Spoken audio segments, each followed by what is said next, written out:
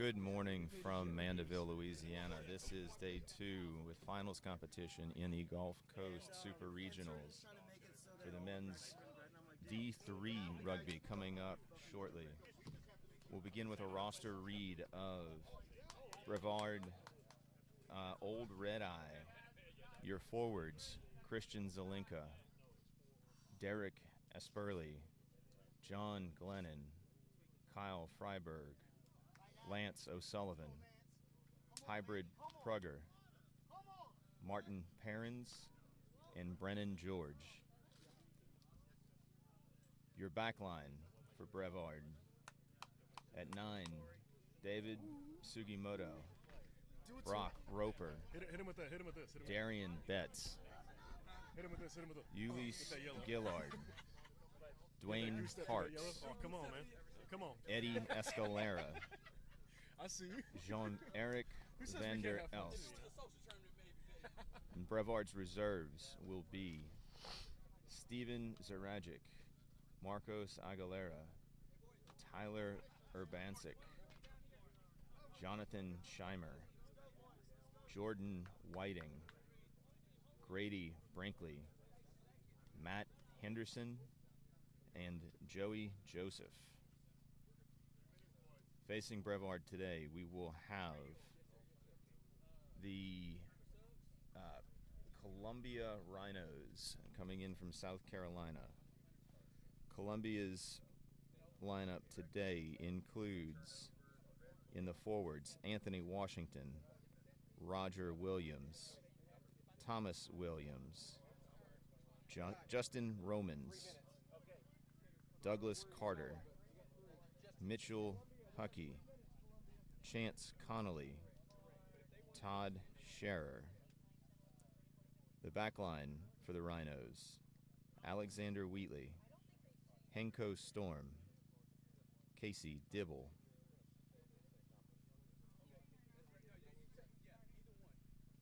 excuse me while I find my place,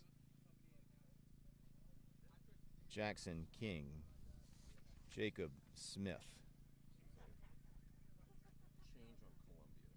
Xavier Roberts, and Tyler Gillum. The Columbia bench will be Juan Garcia, Bernard Burley, Who's in form? Micaiah Schwarzendruber, Joshua Walker, Lucas Mullally, What are they? 14? Previous Elkins, They're playing 14. Number 14? Christopher Butler, Jace Walling. We'll have a schedule recap from both squads, thanks to my co-producer, Zach Stowe. Good morning, everyone, from Mandeville, Louisiana, Pelican Park. We are here for the men's D3 Gulf Coast Super Regional Championship. As Mike mentioned, we have the champions from the Carolinas Rugby Union, the Columbia Rhinos. Outstanding season on the year. Looks like they suffered one loss. Going back to January, I'm going to read off some of these scores here to just show how impressive and lethal this offense is. Big win, 42-0 over the Charlotte Barbarians. 41-10 win over the Raleigh Vipers. Their only loss of the year came against Charlotte's D3, where they lost 28-0 back in February. And since then, since March, they've been on an absolute tear. 82-3 over Tobacco Road, 82-28 over Cape Fear. That punched their ticket as champions of the Carolinas Rugby Union. From then on, as those of you may be familiar, the True South champion Knoxville Possums had to go and play for the play-in match, and Columbia handled business there 73-17. And then yesterday, one of the more impressive matches, the defending men's D3 national champion Austin Blacks fell to Columbia 33-22 over on Field 1. So I haven't seen too much of the Columbia Rhinos being in a different union, but man, they showed to have a clearly lethal offense, putting up a lot of points. I'm excited to watch Henko Storm, and we just found out that Ty Elkins, a good friend and teammate of mine, is going to be starting on that wing. So very excited to see what he can do. Veteran presence, very strong runner, very high rugby IQ. So we're going to look to see what he can do on the back line here. And for Brevard, we saw yesterday what the offense can do. You know, they have an outstanding back line. Going to read off here. They suffered their only loss in January, 17-14 to Sarasota. Since then, it's been all Brevard. 55-0 over the Claymores, 85-5 over Jacksonville, 61-7 back again on the Claymores, 62-0 against Lakeland, 55-0 against Daytona Beach. Then when it came time for the Florida Rugby Union playoffs, 27-19 over Sarasota, got that payback from back in January when they lost to Sarasota by 3. They wanted to punch their ticket 56-14 against Gainesville in the Florida State Championship. They in the semifinals. Then 33-0 over the Pelicans to win the state championship. We were on the call yesterday against Savannah, who Savannah brought out a very forward-focused, physical style of rugby. Brevard proved to hang in there. They emptied their bench. The forward subs really handled business, and the back line showed to be very versatile. Excited to see hybrid in the starting lineup now at the number 6 position, and we were talking heavily about the number 10, Brock Roper, the man with the golden foot, father from New Zealand, longtime New Zealand rugby player. So we will see how many points he can put on the board, if he can flip the field position and be as lethal with that boot as he was yesterday. So here we go. Columbia from the Carolinas champions, Brevard County out of Florida, down here in Mandeville. Men's D3, chance to go to Indianapolis later this month. Looks like Columbia is going to be kicking to Brevard. Columbia in the black-gray. Yeah, thanks, Zach. This is going to be Columbia kicking to Brevard. And again, thanks to our referees working this match, Justin Hale in the center, and then Chris Pugh and Tristan Boudreau as his ARs. This is going to be an exciting match, I know. Yeah, Mike, yesterday we had some weather come through Friday. A little bit rainy, a little bit slippery. Today, not a cloud in the sky. It has got to be in the mid-70s. Absolutely beautiful weather for rugby. So I don't think the ball will be quite as slippery yesterday, and already off to a great take by Brevard. So you got Columbia, I'll read off Brevard. Anyone who scores, stuff like that. The only change is Xavier for Columbia is out. Ty Elkins is in. We're number 11. Brevard moving the ball. They decided to make an exit in Columbia with a really good counterattack. Here they go up the sideline. That looked like a high tackle, and Justin Hale is all over it. Columbia's going to get the penalty here, and let's see what they do. Quick tap right out the gate. Yeah, Zach, I like to see them counterattacking this on the ground rather than booting it right back today. It's a tone setter this early in the match to really take it right up the gut. Yeah, again, we didn't get to see Columbia as they were in the middle of their match when our match started yesterday. So, but I believe they got some points on the board early. And watching Brevard yesterday, Brevard was the first to score as well. So I imagine both teams are going to try to be the first ones to get on the scoreboard, really set the tone. I think the team that scores first is really in the driver's seat, and we'll see. But both teams, looking at these teams, it's men's D3, man. These guys are big, fast, physical. This is definitely a championship caliber match right here for that chance to go to nationals. Well, both these teams earned everything they got, and they're looking to earn a little bit more today, right? For sure, yeah. Big hit by Brevard, going to cause a knock on here.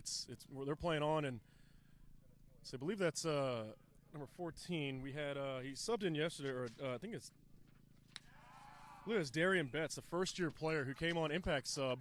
Brevard had an injury early on, and Mr. Betts came on, he was all over the field, Mike. I'm excited to see him play. He's the guy on the far side of the field from us with the dreadlocks, and, man, was he fast and electric. It's absolute tone setter for that back line. Yeah, and I think that back line was one of the difference makers yesterday. I'm eager to see how they face against a different competition today. For sure, yeah. Looking at Columbia here, they've got pretty versatile guys, a lot of size, a lot of speed. So see how they match up. It will be a real contest here.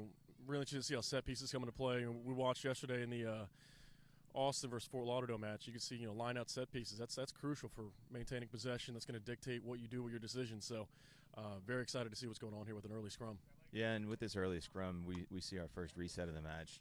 Referee Justin Hale must have seen something he didn't appreciate, probably with the binds, but I'm sure they'll clean it up just very fast.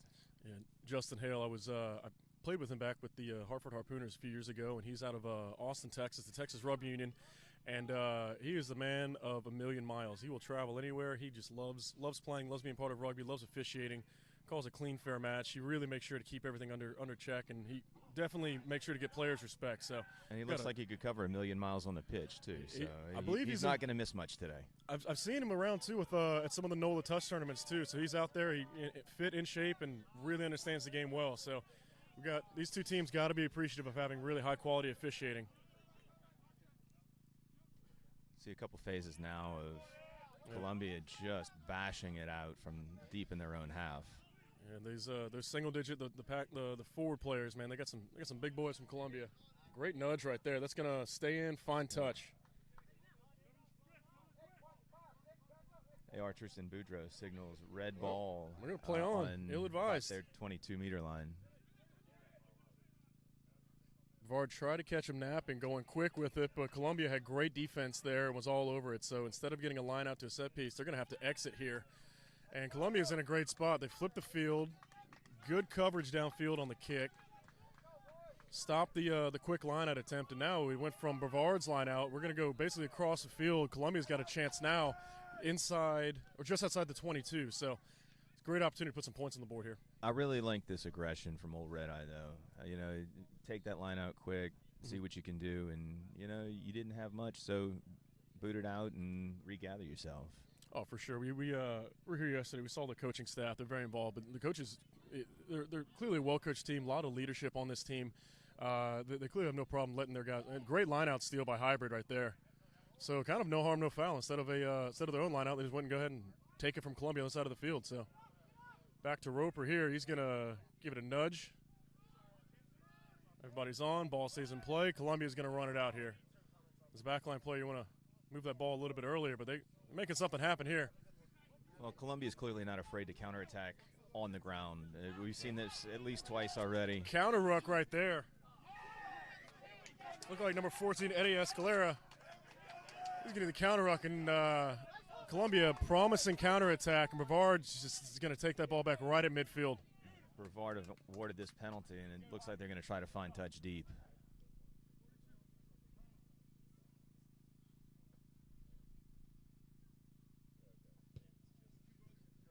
It's going to be a great piece right there. We're going to be right outside the 22 for Brevard.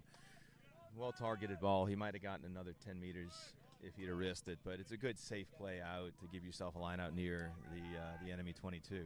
Absolutely, yeah. And wind not really too much of a factor here today, so we will see. Everything should be pretty straight on. Kicking should be accurate. Brevard's going to take the line out, tap off the top. Move the ball out now, quick to the back line. I don't love it when they don't come down clean, but that's about as good as you can do without catching it at the apex, Zach. Oh, for sure. I mean, you and I are both members of the line out too. You want to make sure you clean that ball, but if you just get it back to 9, if you tap it down to the 9 at a certain point, it's like you figure out what to do with it. I went up. I'm on the ball. You figure it out, 9. It's easy when you can trust your 9, and sure. It's clear that these guys do. Yep. Brevard here trying to make something happen on the far sideline. It's an unlucky mishandle, puts it in Columbia hands. Another unlucky mishandle here. Just kind of a scramble, get an exit out of here.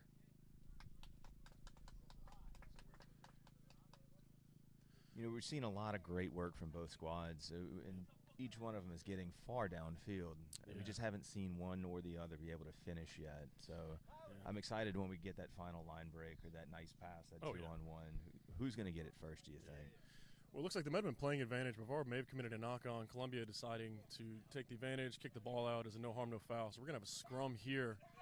And as opposed to a line out where the ball was kicked out, we're going to have a scrum here. It looks like a scrum to Columbia. So Brevard must have committed a knock-on that far side, and Columbia's going to get a chance to run some set pieces. So I imagine your situation here, based on where they're set up, probably look to the exit here, Mike. What do you think?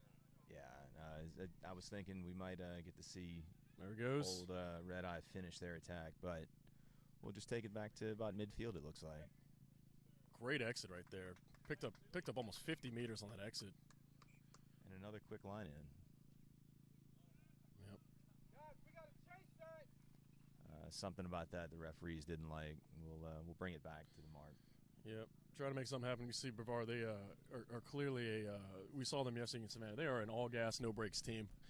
When they find advantages here at any moment, they're going to try to make you pay for it. So really love that aggressive style of rugby. It's clearly paid off for them. I routed off some of the scores as well, and they are it's shown to multiple matches scoring 50, 60, 70, 80 points. So, well, in one of these matches yesterday, I know I was saying you just can't ever take the gas off, right? You have to keep it pushing, and if that's the attitude both these teams have, it might come down to who runs out of gas first. Oh, I mean, Dan Fout said it best in Waterboy. Last game of the season, can't hold anything back now. So, the legendary coach. Legendary.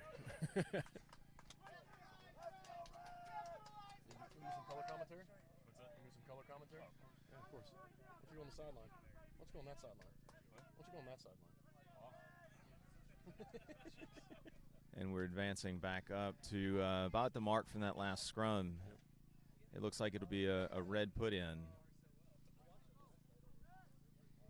If you joined us yesterday, you may have noticed our camera has evolved from an automatic tracking system to a manually operated one.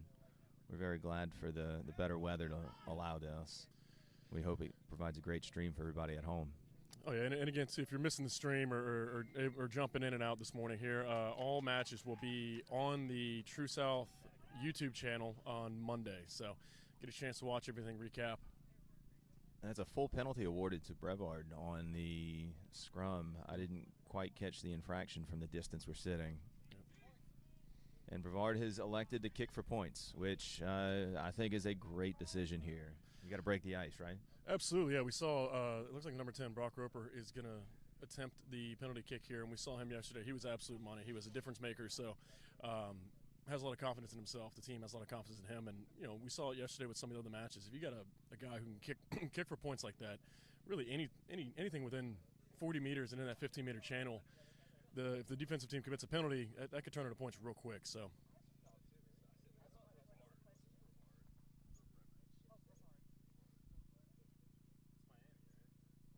Cocoa Beach. Cocoa.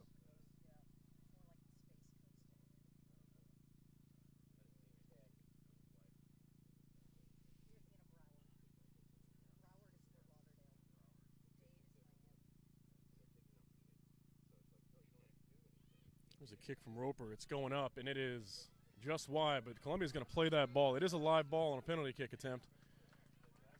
Playing it out, going to get the nudge out, so Brevard. Off the foot of Columbia's 12, I think we'll have that ball thrown in by Red right about their 22.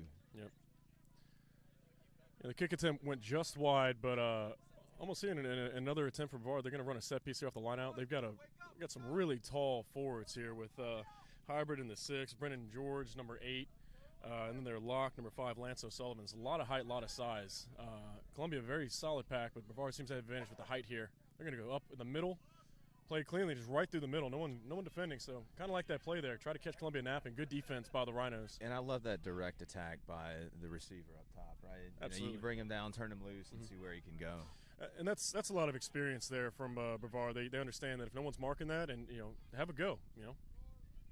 Worst case scenario is what happened there. You gain 2 meters, place the ball down, run your set pieces. Best case scenario, you a little bit of jailbreak action. Well, and it keeps everybody else available for that Absolutely. next play right away.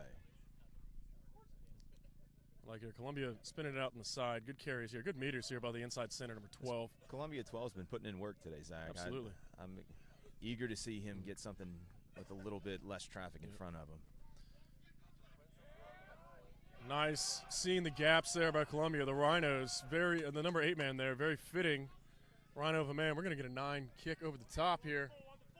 On the full. Box kick straight to touch, so we'll come back to the mark right around Columbia's own 10-meter mark.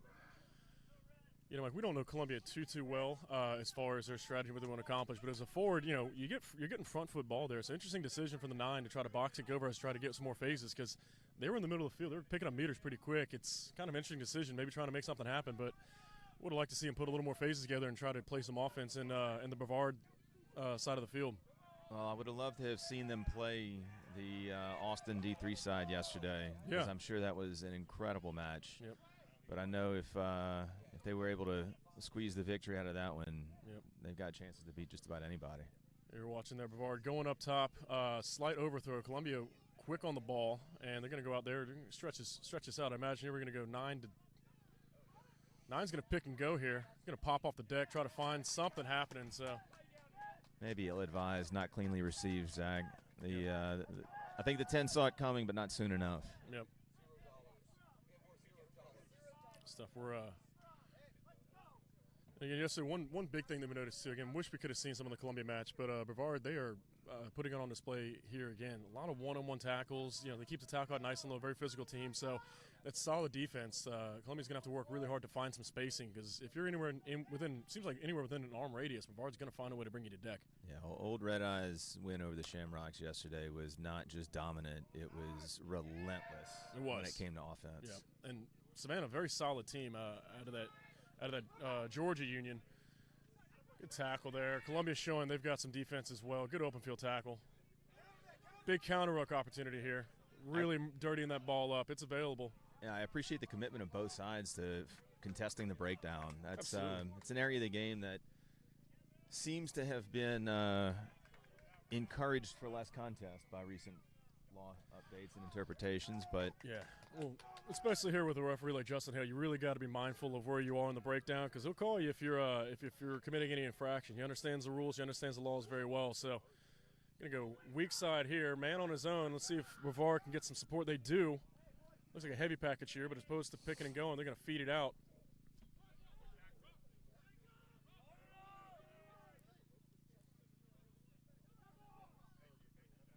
Well, and Old Red Eye seems to be looking for the gap rather than trying to commit additional defenders here. They take it wide, and I think some they're numbers hoping outside. to get the edge. Excellent play right there. Number 12, Ulyss Gillard, and he's going to find who else but Darian Betts. Man scored yesterday. Did he get in on that corner? What's the call? I'm looking for the hand up in the air, Zach. Columbia is celebrating, so it looks like he might have been taken out of bounds. The referee's going to have a conversation. Try awarded. Nope, no try awarded. No try. Even without a try, Zach, that was a beautiful sequence of play. Oh, yeah. I'm sure the ball. Ulyss Gillard, number 12 for Brevard, really playing that ball well. Found a gap, and Columbia bend don't break. With the ball being held up, the Rhinos were going to have a drop goal from the goal line, and Brevard's going to play back. Roper with a nice carry up the middle. We'll see here. Looks like they're going to keep contesting that far side here.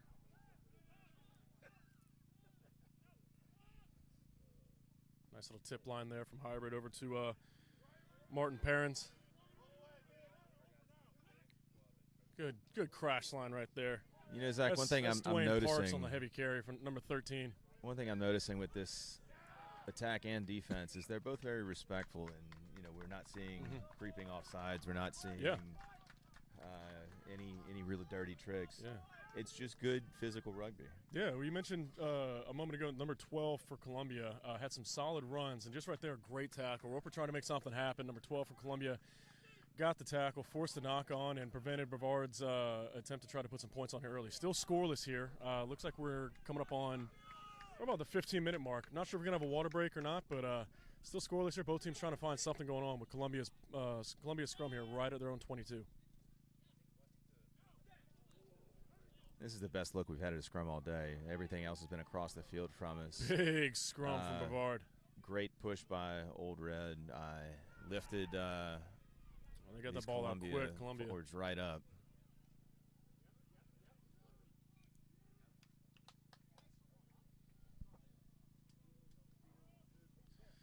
Columbia attempting to make something happen on the outside. The ball looked like it was lost forward in contact. So we're going to have another scrum on the far side. This one's going to the Old Red Eyes.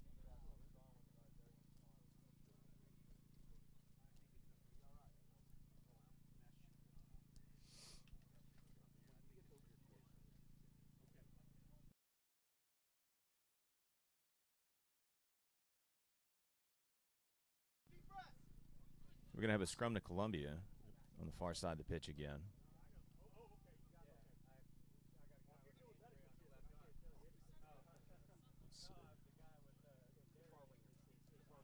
I apologize. I mentioned scrum to Old Red Eye. Look like it's going to be a scrum to Columbia. Good carry there. There's that number 12. We can get some names on these Columbia guys. We get some guys early making an impact. Good double tackle there. And Zach, I'm noticing we've got a light breeze blowing in the direction of Columbia's half. I wonder if that's why we're seeing so much play in their side of the pitch this morning. It very well could be. The sun not really a factor. Pretty much dead above us. It is. We're in the central time here. It is 10:20 in the morning. So not taken cleanly, but lost backwards. So we'll play on through that one. We're gonna make it happen here. Trying to make something happen with those offloads and balls on the decks. Someone lost it. Justin Hale is signaling. Looks like an advantage. This will be scrum advantage to Columbia. Yep. And I think we'll be coming back for it right now.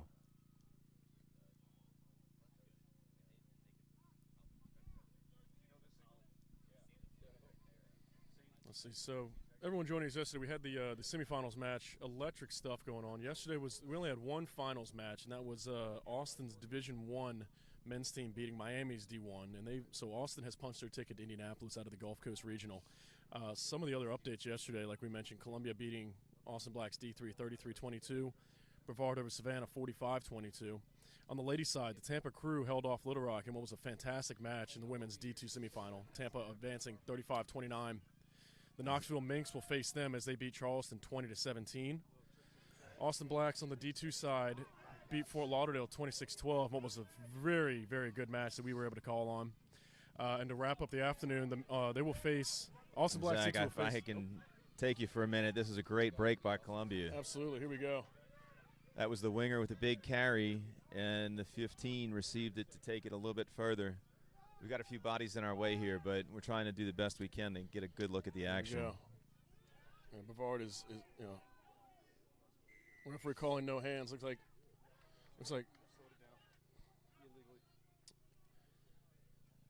There we go. Brevard kept the ball, took a quick tap. 9 took it, and Justin Hale held up. Oh, it's try. Try by Columbia. Try given. All right. What we got here on that? We're going to get you the number for. So Columbia strikes first, number 9. If final recap, as we mentioned, Austin Black C2 victorious over Fort Lauderdale. They will play Atlanta Old White, who beat Nashville 49-20, in what will be a very good match. Atlanta versus Austin for a chance to go on to Indianapolis. So it's our first of 3 matches today. Men's D3. We'll have the women's D2 after this, and then the men's D2 this afternoon. So 10 a.m., noon, and 2 p.m. Central Time here. Stay with us. We are very excited to watch these teams punch their tickets to nationals. We'll say congrats to Columbia scrum half Alexander Wheatley as Henko Storm lines up to take this kick. Yeah, I imagine that's not the last we're going to see of the Columbia scrum half. He's been very active today, very versatile. He's making a lot of offense happen. So Henko Storm with a good conversion. That's going to get Columbia up 7-0. They strike first.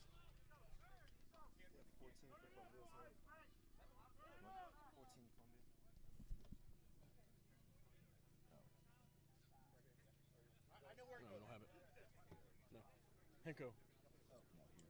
Here's your sub. 11 off, 21 off. I need a. We'll have a sub for Columbia. 11 coming off, 21 entering the play. Yeah, kind of early for a sub here. Hopefully, if it is an injury, hopefully it's nothing serious. It could be a strategic sub as well, but well, either way, Columbia going to the bench, and I imagine they're going to get an impact player on pretty quickly. So we won't ask why, but that's Casey Dibble off in favor of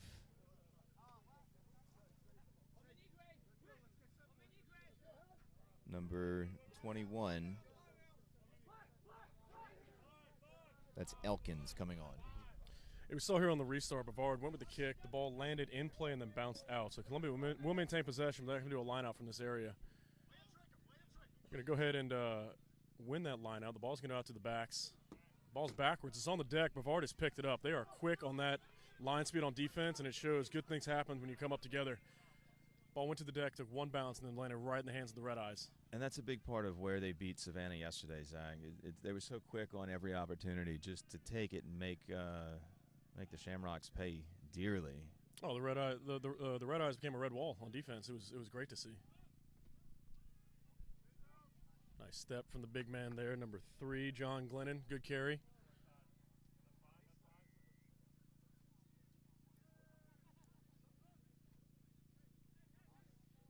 Ball's moving here. Brevard trying to make something happen on that far sideline, getting a lot of action with the 4s, a lot of pod play.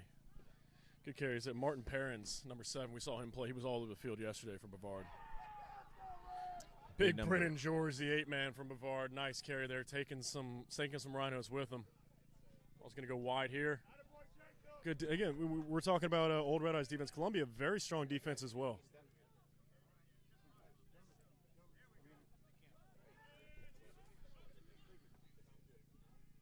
Ball's going to go out wide. Strong carry, good tackle. Stiff arm attempted by Hybrid, and good defense by Columbia.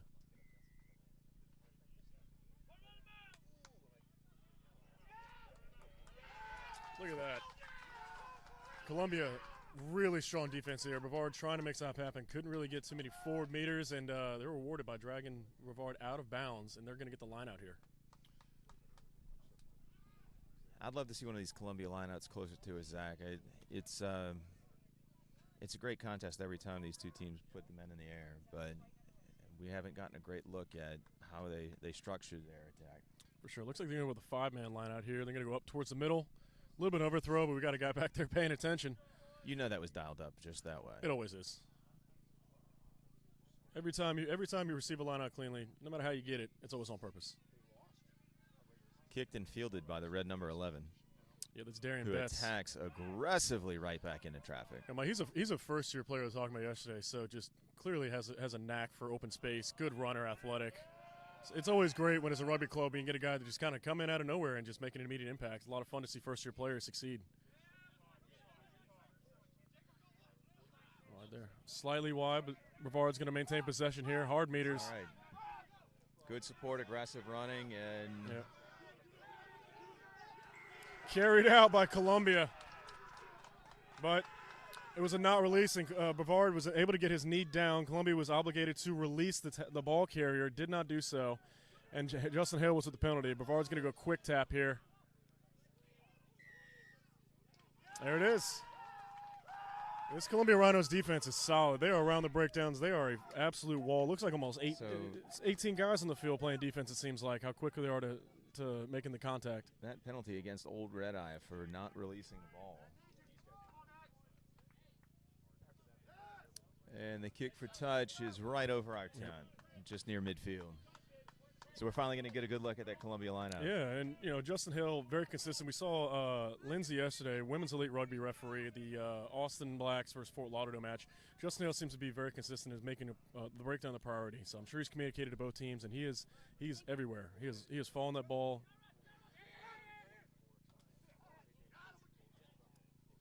Interesting way of doing things, but again, like we said, it's always just the way you drew it up.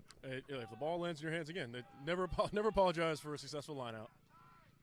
Look at Ty Elkins on the outside. The veteran presence for Columbia here, making a lot of meters on one of his first carries of the game. We're crossing midfield into Old Red Eye's half. It's been a minute since we've been able to say that, but actually, it's been since Columbia's last try that we've been able to say that. So is that what we're about to see here, Zach? Oh, for sure, yeah. And ball stolen by Brevard. Somebody wants it. Justin Hill's got his hand up, and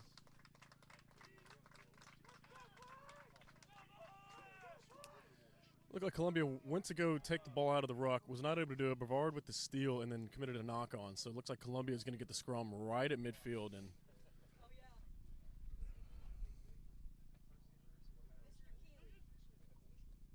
based on what we've seen, Zach, how do you think they're going to attack this one?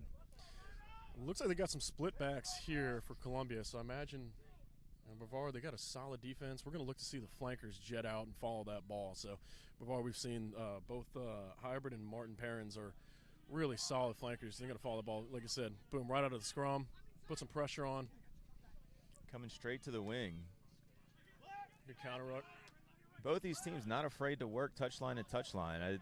Using the entire field puts a little extra pressure on the defense. I'm glad to see it. We're getting excellent action here. You really hear the physicality. These guys are hitting hard. It is early in the morning, and they woke up with violence on their mind. They are bringing the lumber into contact here. It's a quick turnaround after both these teams played yesterday. Yeah, scheduling wise, you're only about 22 hours of rest. I'm sure these guys prioritize hydration, stayed at a hotel with a pool, got some activation going, and they look ready. They look fresh. Everybody looks hard to tell. Both teams played very physical 80-minute matches yesterday. They're out here like they're fresh. Penalty awarded to Old Red Eye. I didn't see a signal, but I have to imagine that was for the tackler not rolling out of that ruck.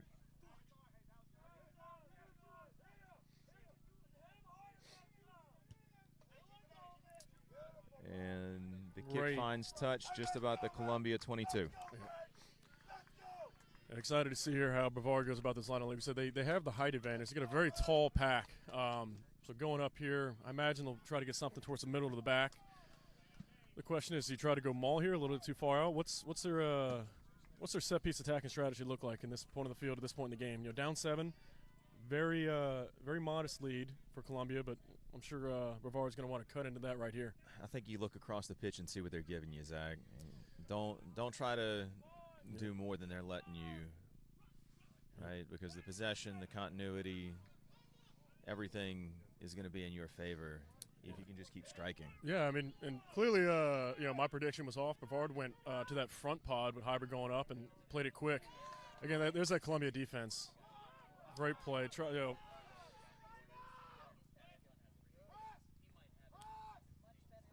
Nice little chip over.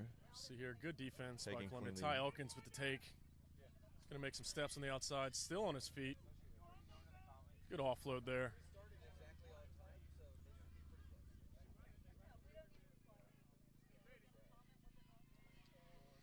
Yeah, we were able to start directly at 10 a.m. and it's now 10:31. So imagine we've got just inside of 10 minutes left in the half. Both teams fighting hard. Columbia with the 7-0 advantage.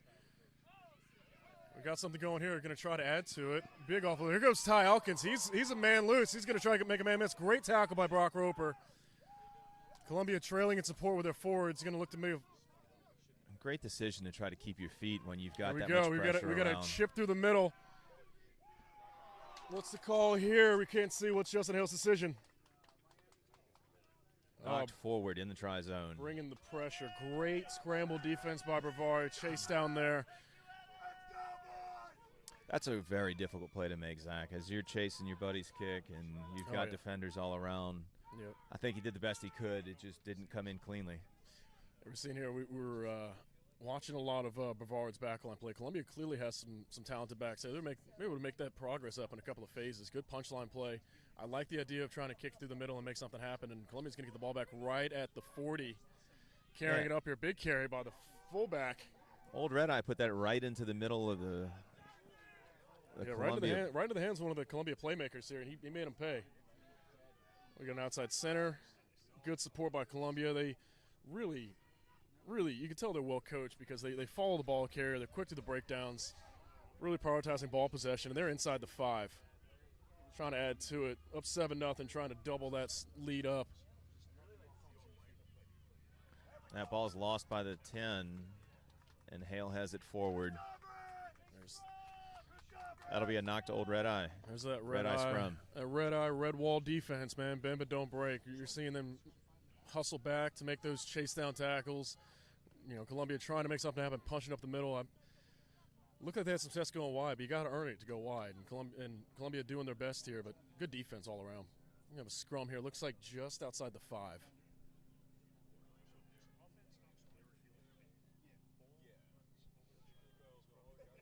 Yeah, Zach, I think it's about 10 meters from goal, but it's deep enough that Old Red Eye's got their back line standing in the try zone.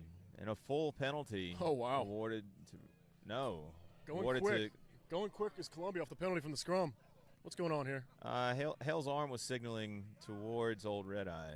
Yep. I think there might be some confusion on the call on the pitch, and I think there's some confusion on the call in the box here as well. All right, looked like the penalty was on Columbia. Yeah, definitely he signaled correctly to Old Red Eye, and good on Columbia for trying to squeeze one away. Hey, try to slow it down a little bit. Give you the backline player tried to have a go, and if anything, it gave us forwards a couple extra breaths to recover. So that kick from the penalty to touch. It appears the throw-in will be from outside the 22-meter.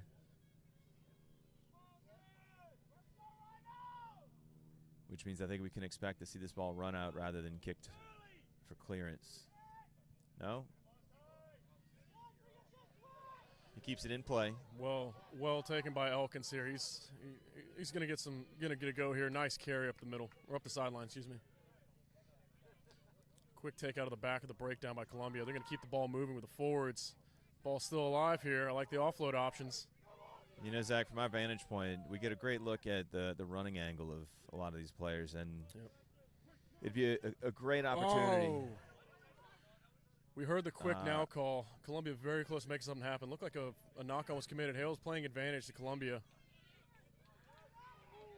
Making something happen. Not sure if we still have advantage or not, but Columbia maintains possession after a really good opportunity was snuffed out. Yeah, I think Justin Hale has decided that advantage was gained.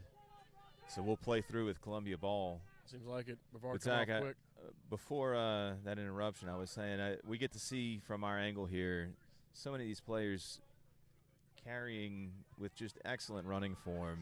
Yep. Working to find the deck when what a return kick there. Columbia trying to make something happen, and number 15, Jean-Eric Vandererst. thrown in quick but under pressure. Oof, there goes Mr. Elkins. Little show and go, big Terry, big tackle. It's an arm over the shoulder, but no high tackle called. Justin Hale finds himself in the way of that one. Yep. The ball squirts out of contact there. We're going to see what's going on here. He's going to award the scrum to... Everybody got involved in there, even the referees. Scrum to the Rhinos. Yep.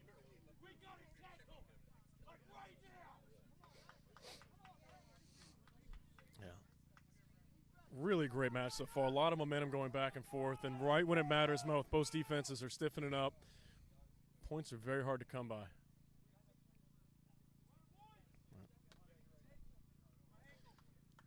You know, the talent, the experience, the training really shows in this match. Yep. So much of it is just excellent rugby play.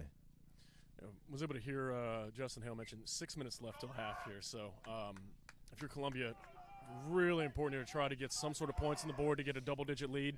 And if you're Bavard, it's going to try here. We cut that down, going to halftime tied up. So a lot riding on these last 6 minutes as we go to the halftime whistle. Well, in a low-scoring game like we've had so far, every piece of momentum counts so much.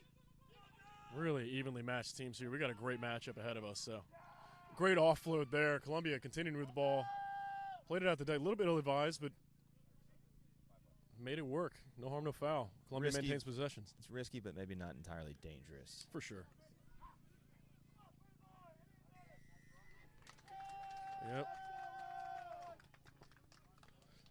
And the theme for Bavard so far is that defense. Columbia getting a lot of pressure going on. Bavard not breaking at all. Quick on the breakdown there. Got to be close to the 5-minute marks, I imagine. Oh, going to keep it in. Is that played in? Yeah. Oh, Carmelo has the flag up on the far side. Excuse me. That's actually Chris Pugh. Chris Pugh, excuse me. Our good friend Zach Carmelo taking this morning's match off. Yeah, they're both just handsome gentlemen. Couldn't tell who was who for a minute. Distinguished line judges there. Doing the Lord's work, of course. It is Sunday. Beautiful Sunday morning. It is Sunday. But we'll have the throw in from Old Red Eye. Yeah, really phenomenal weather. For those of you not familiar with our area, this is probably the best weather we will get until October, November. So I'm really enjoying the chance to be outside. Low humidity, sunshine. Overthrown, fielded by Columbia. And Columbia's going to kick it back out.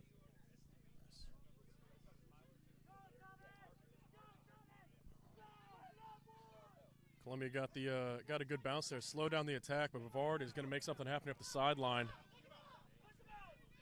3 Rhinos on the ball carrier. The ball's going to squirt out in contact. And Justin Hale has it. That's a knock by Old Red Eye. Rhino scrum. That's some excellent defense because the initial sequence started on the far side of the field. Ball kicked towards the middle, and Bavard going near side, so crossing the field. And Columbia, great defense. We had 3 Rhinos on defense there to prevent a counterattack or from Bavard from trying to continue some phase play. So they're going to be rewarded with the scrum here just about right in front of us, just inside of the 40-meter mark. So, and Zach, you talk about the Rhinos getting 3 defenders over here. I think at least one of them was a forward, which is a testament to some fitness too. Absolutely, yeah. And both teams clearly all bought in on, and they understand the stakes and what's play here. I understand Columbia has had some success in the past couple of seasons. I don't remember seeing them at the Gulf Coast Super Regionals last year. We did see Brevard County, so Brevard County familiar with postseason rugby. Columbia, very, very successful team. They beat the likes of Charleston and a solid team out there in South Carolina. So Columbia was awarded a penalty there. Quick tap taken by the 9. Yep.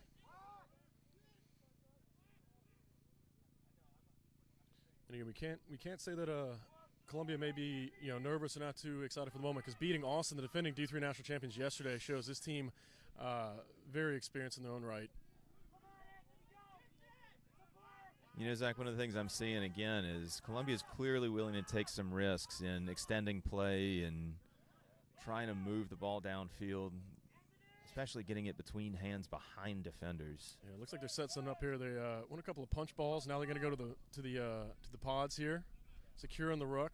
So they're going to go wide. See what's happening as they here. get something to work, I think we might nice see little switch something line. big. Nice little switch line there by Columbia, keeping the ball right at that 15 hash. We're gonna go short side again. Strong carry by Columbia. He's been released, and great again. The forwards showing have excellent fitness by getting on the outside, being in that ruck. We're looking here. It looks like we're gonna what we call a bravo here. It might go 10 to the forwards. Try to really stress that field out. This ball to the 10. Good defense by Brevard.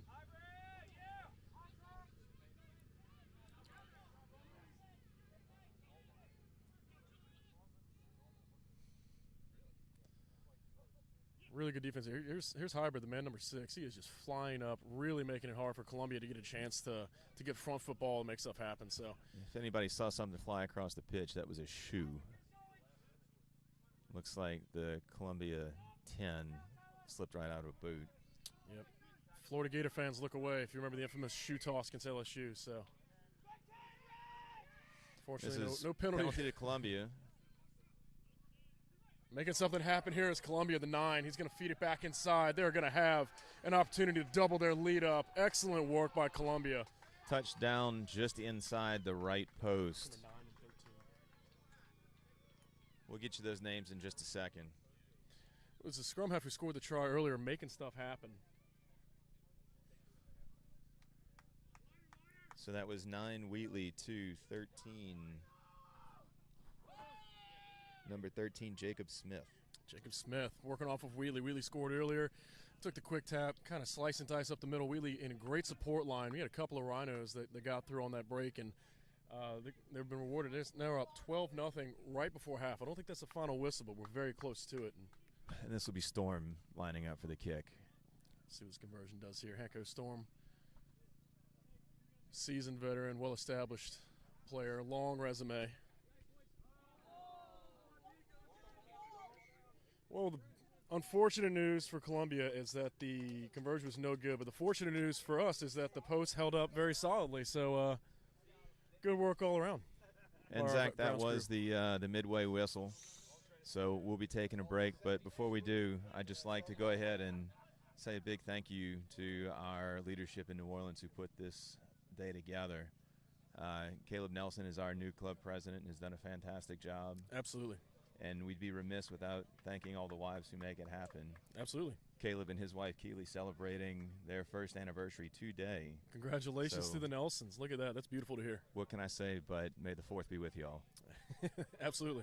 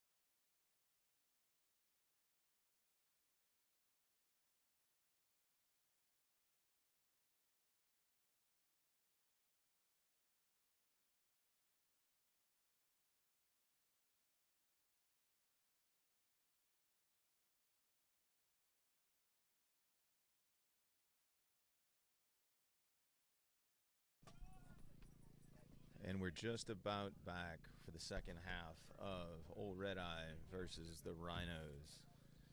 That's Brevard versus Columbia. And as we wait for the kick, I got some information on the non-try by Old Red Eye just before halftime ended. What I understand is it was nearly scored, but the Columbia defender was able to knock that ball backwards for Columbia, forwards out of the Brevard wing's hands. So an unfortunate near miss, which would have had this game all tied up right now, potentially.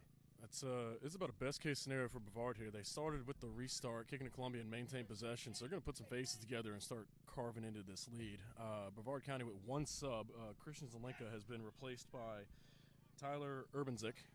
So first front row sub of the match. He's going to get a full 40 right there. So we saw yesterday Brevard really subbing in a lot of forwards, kept that pack nice and strong all throughout the entire match. So I wonder if they're going to go with the same strategy today, so where as you get closer and closer to that 60, 70, 80-minute mark. So I don't see either team, backing off of the physicality. So if you can have some fresh legs come off that bench in that front row or in that pack there, really could be a difference maker as you get to that grind time towards the end of the match. Zach, I'm already noticing a difference in how Brevard is really whipping this ball around. Big tackle there. The front rower from Columbia, number 1, on the hit on Hybrid, who was trying to take the ball up the middle. He had a couple of strong carries, and hopefully he's okay. Look how he might have got the wind knocked out of him. He looks to be all right. I was a little shaken up on the play, but I think we both know he's tougher than that. I took a shoulder right to the diaphragm. It's not pleasant, but he's a really tough guy. So hopefully he's all right.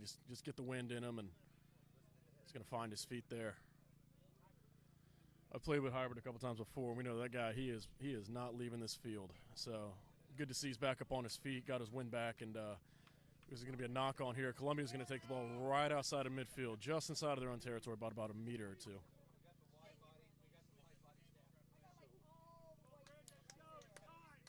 Zach, what impact do you think these fresh front rowers are going to have?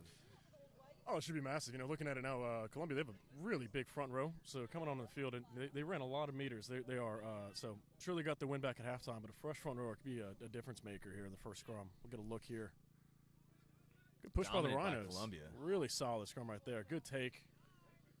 There goes Alex Wheatley, the 9, who has been all over the field, scoring a try, setting him up, and moving the ball really well for the Rhinos.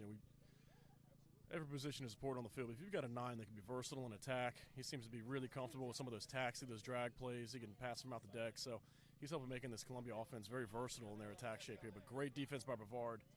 That's Lance O'Sullivan, the big lock, with a solid contact, pushing Columbia back a little bit. They're a little bit behind from when they first started the scrum. And I just see defenders flying through these lines, Zach. It's an incredible amount of line speed and pace on the defensive side. Oh, it's a mentality. You can tell there's something they really prioritize in their training. They're all coming up as one. Even then, making sure to step back on side. Defense is, we saw their very versatile backline attack. Oh, and there's a gap. There it is right there. Great play by Columbia. There goes Hanko. Is he going to be able to find some help? He's looking for somebody. Is he going to need any? Needs some support there. Oh, tough ball off the deck. Brevard quick on the ball. That's number 15, John Eric. On the outside. That's Roper to Eulis. Eulis is carving it back up the middle. He's got daylight. There he goes. There's a big man for the try. Brevard answers immediately here in the second half. Excellent backline play. That try neatly centered. This should be a fairly easy conversion. That's one thing we really love about rugby. In football, a change of possession like that, you would have had a whole media timeout, teams coming on and off. But in rugby, we saw there great line break by Columbia, looking for support, trying to make something happen. Ball comes out, Brevard picks it up, and within a couple of phases, through the hands, great defense to offense. Defense retreat, sees offense, switch possessions, great pursuit by the teams. And here comes Roper with a conversion, trying to cut it to a 5-point lead for the Rhinos. Should be easy work for him, and it is. So we've got a 5-point difference here just after halftime.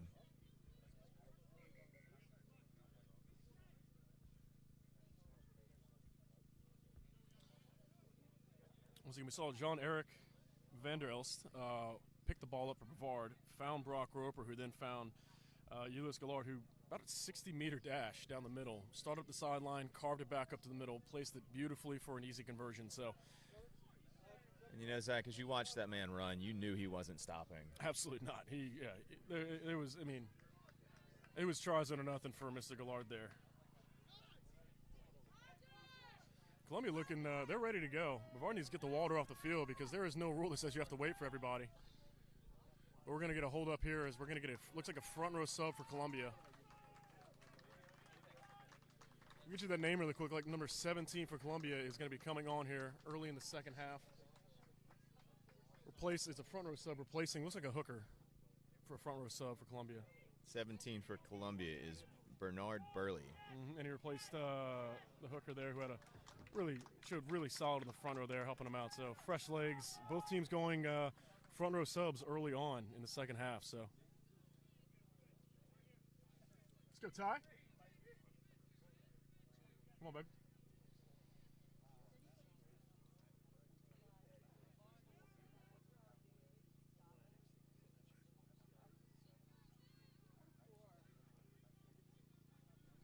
Looking here, we had a sequence going on, knock-on committed as the ball went down the field, and it's going to be Columbia's ball here. They are, looks like right outside the 22, and we saw the last scrum was really strong from the Rhinos. So let's see if they try to get another solid offensive push, keep that ball in the back, and make some backline play. You've got number 10, Hanko, back there looking for something. I imagine that they got something cooked up in the set piece here to try to get that try back and make another 2-score lead.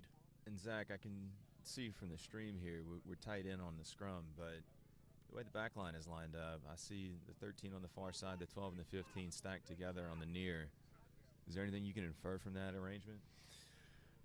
Coming from the scrum is usually odds forwards, so unfortunately, I'm sure they got something lined up here. Looks like they could do an out-the-back play here. If they get the ball to Hanko, number 12 could go out the back, maybe some sort of downline action from the fullback. And a short arm in favor of Columbia. There goes Taking Wheatley quick again. by 9. Taking immediately, not just quick. There goes Alex Wheatley. Clearly, we'll try to get some information about how long he's been playing, but clearly an experienced player. Try to get an idea of his experience, but yeah, that's absolutely the man you want with the ball, the number 9, the decision maker. He's aggressive and really making things happen to the Rhinos throughout the entire match. Big push back by Old Red Eye on that contact, though.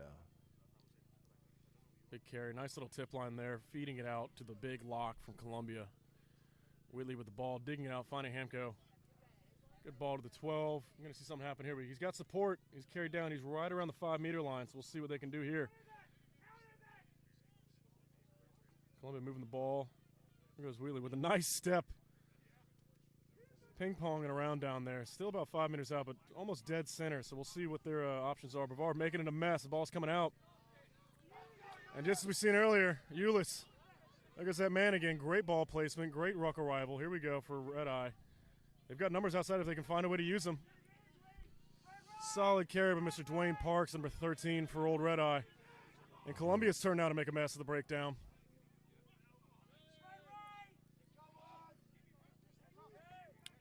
Brevard going to make the decision to do a nice clearance kick out, try to reset and focus here.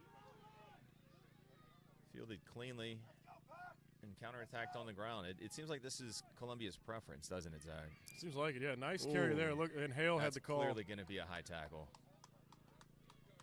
And immediately, a card.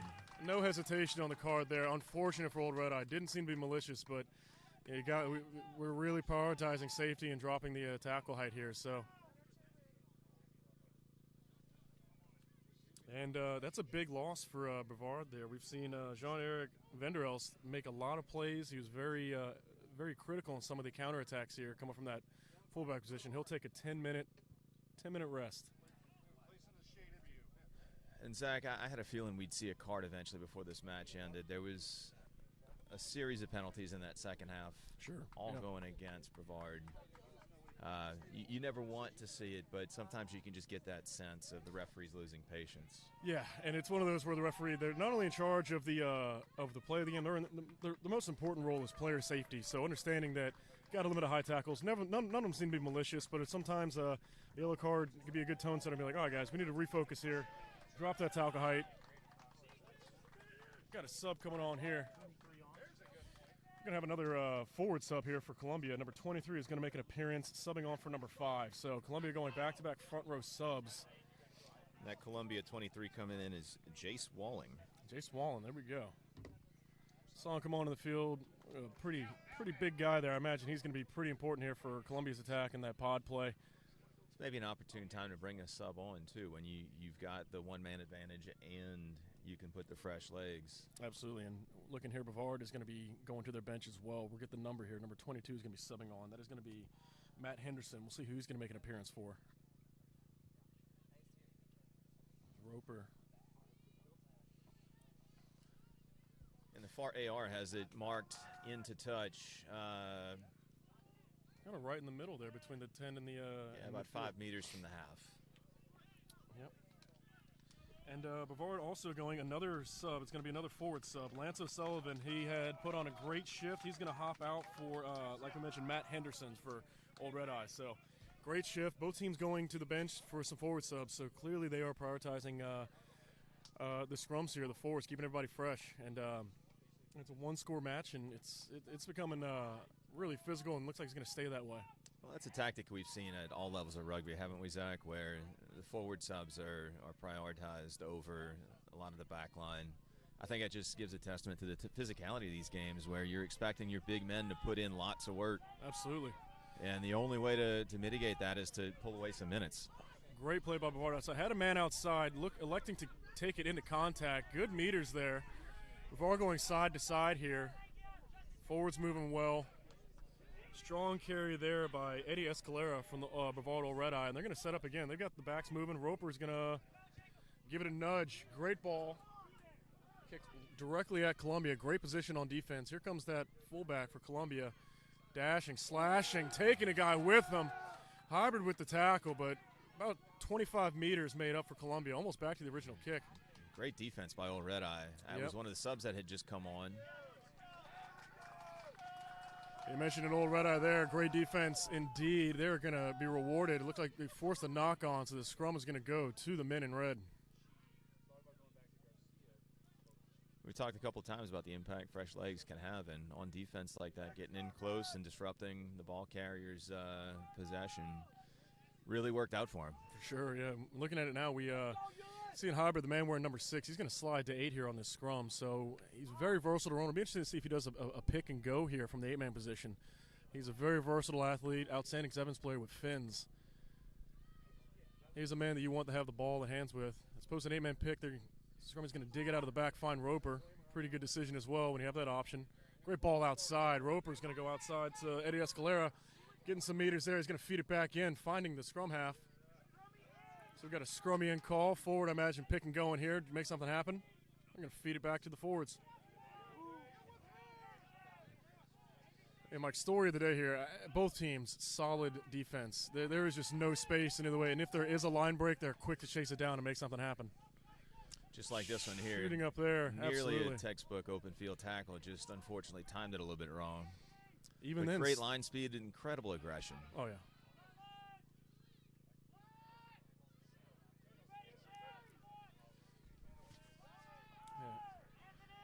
Really, really a testament how good these defenses are. Because if you recall earlier in the broadcast, I mentioned some of the massive points both teams have put up against their conference opponents earlier this year. Columbia scoring 80 points or 70 or more points 3 times. Brevard scoring 50 or more points. Looks like 1, 2, 3, 4, 6 times. So some electric offenses shows how great these defenses have been against each other. Justin Hale awarded a full arm penalty to the Rhinos, taken quick. There. Nice kick. And now he's got another full arm, I believe, for a high tackle on this near side of the field. And that's, you really want to be careful of that as Old Red Eye, because you already had one guy leave the pitch with a penalty for a high tackle. His 10 minutes is almost done, but I think we must have had some head contact there. We'll take a brief break from the action. As we did yesterday, we'll leave this clock running, though. I know we had a little trouble getting it started in the first half, but we'll try to keep you updated on the additional time as we approach the end of the match.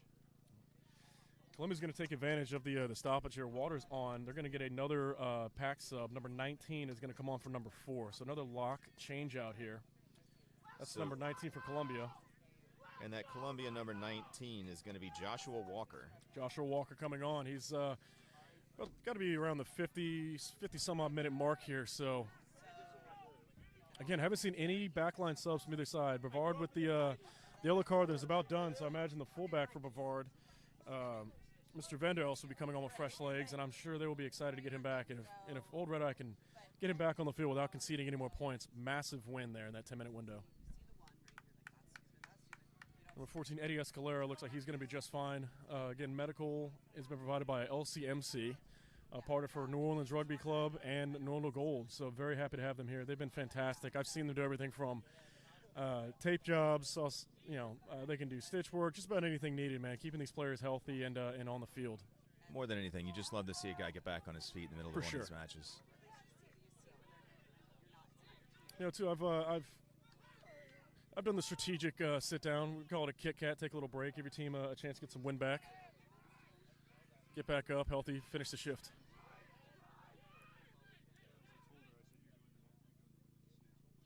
Columbia playing it here up the middle, feeding it to the big boys. Got those fresh forwards on there. I imagine they're going to look to make an advantage of it. Justin Hale signaling a penalty. Signaling knocked by the Rhinos. It'll be a scrum to Old Red Eye. Yep. Just behind their 10-meter line. Yep.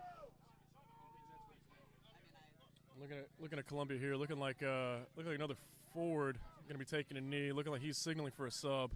Hopefully Hale's all right, but he's looking to get some relief. Looks like there's number 7 for Columbia. Yeah, number 7 was the recipient of that last high tackle penalty. Recipient of the high tackle, not the penalty, I should clarify. I don't imagine this is related, but we all know that the wear and tear that this puts on a body. Oh, yeah. Really appreciate all these guys do to keep it going and stay out on the pitch. Yeah, both teams, they started their season in the fall a little bit. USA Rugby making a shift to where you're going to have some matrix matches in November, but being in the Southeast region, you can play year-round. So both teams have been really blowing and going since January. Well, we just saw number 16 come on for number 7. That is Juan Garcia taking the pitch. Yeah. And again, looking over at the Columbia bench, look to be a couple of backline players, but a lot of forwards still on the bench. So Columbia really prioritizing the forwards for their subs here. We'll see what Brevard does here to counteract. I imagine they might get some subs going when the yellow card is back on. Is that injury replacement? Sure, we got it. Yep. Thank you.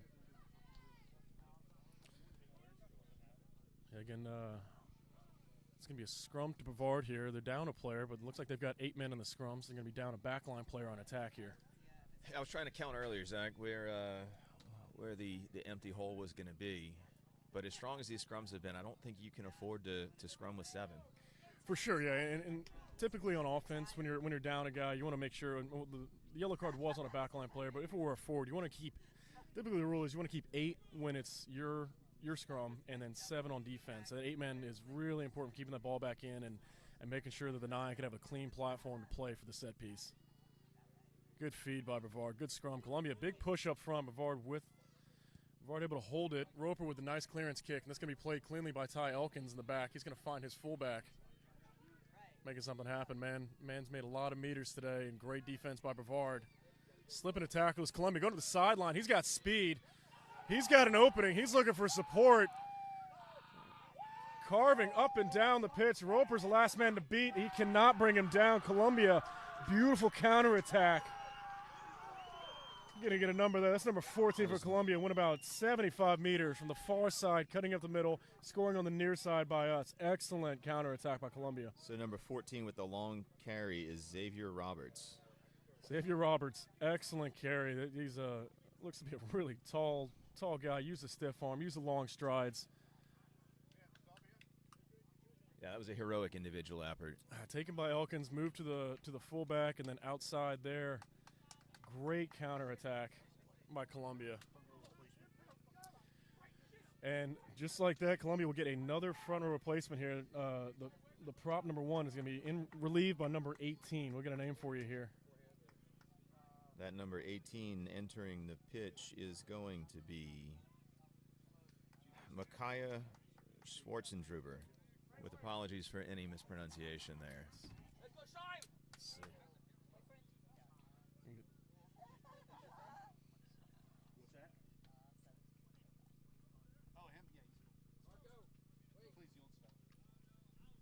much time on the card? The kick is up and slotted through by Hanko. And for Brevard, we're going to have number 17, Marcos Aguilera, coming on as a front row sub for Derek Asperli. And then for Brevard as well, number 19, Jonathan Schimmer is going to be making an appearance for Kyle Freiberg. So 2 more forward subs. Brevard is starting to go to that bench here. Yeah, and Zach, with probably about 20 minutes left in this match, you're going to want to use all the help you can get on both sides of this ball. It doesn't matter whether you're up, you're down. You can't hardly leave fresh legs sitting. Yep. Looks like here the referees are going to have a trainer go out and check number 14 for Brevard. That's Eddie Escalera again. So he's the one who had the previous evaluation, and sure, might be somebody saw something they didn't like with him out on the pitch. Yeah, and it looks like they're going to sit him down. Medical doing a great job here between the coaches and medical.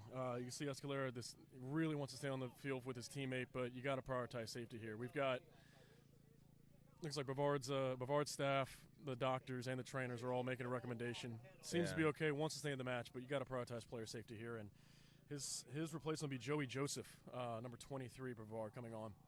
And Zach, having been that guy on the field who took a head knock and either didn't know better or just didn't want to come off, I can sympathize. Well, it's tough. You played with these guys all season. Clearly a tough player, but when it comes to something like a head injury, USA Rugby's doing a great job of making it a point to where it's not really something you get tough out anymore. Hopefully he's fine. But excellent shift here by Mr. Escalera. And I'll add, neither one of us are medical professionals. We're not making a diagnosis here, Sure. but somebody who knows more than us making a wise decision Absolutely. to tell him to take a break. Mr. Hale is going to hold the restart by Brock Roper. We're going to make sure Escalera gets great shift by him. Again, I mentioned Joey Joseph coming on in relief. It's the first backline sub of the match here.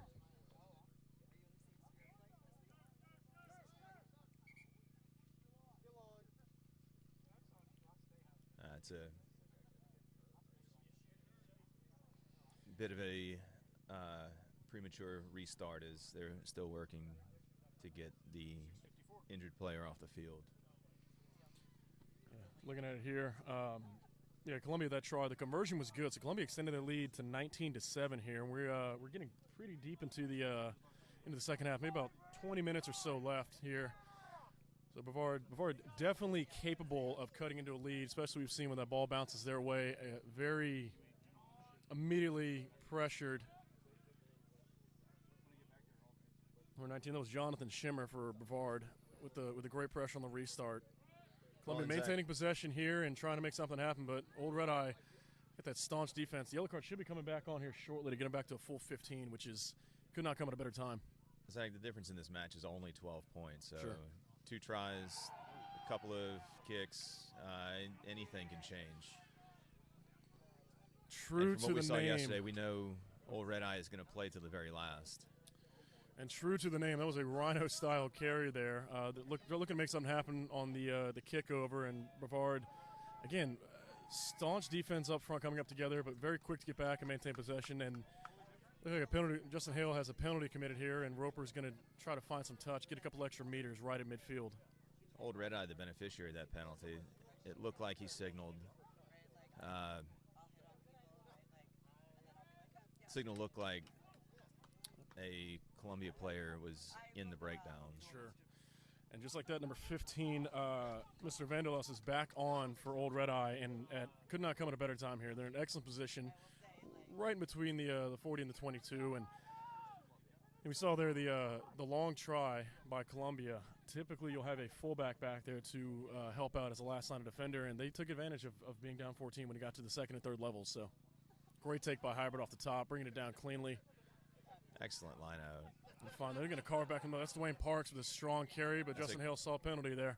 Well called penalty for no wrap on the tackle. That was a clear trip by Columbia. Well, that's tough too. It's Dwayne Parks got that trip. Hopefully he's okay. Maybe a little knee on knee action there. Hopefully he's okay. That's tough if we'll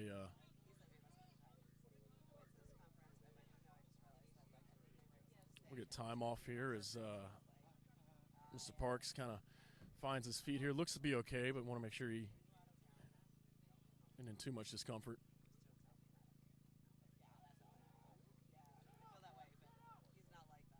What do you think about a kick here, Zach? You're kind of centered, 40 meters. I don't hate it. You know, we saw Mr. Roper with some great kicks yesterday. I like that idea as well. You know, Brevard, they got a lot of height, and they got in some fresh front row subs. Trying to make something happen here. Really well-placed ball there. Looks like he's going to be inside the 22. Good position here. Let's see what the set pieces can do. Yeah, well, and we saw how clean that last Old Red line-out was. Sure. This might be where you see him bring one down to deck and try to drive a touch.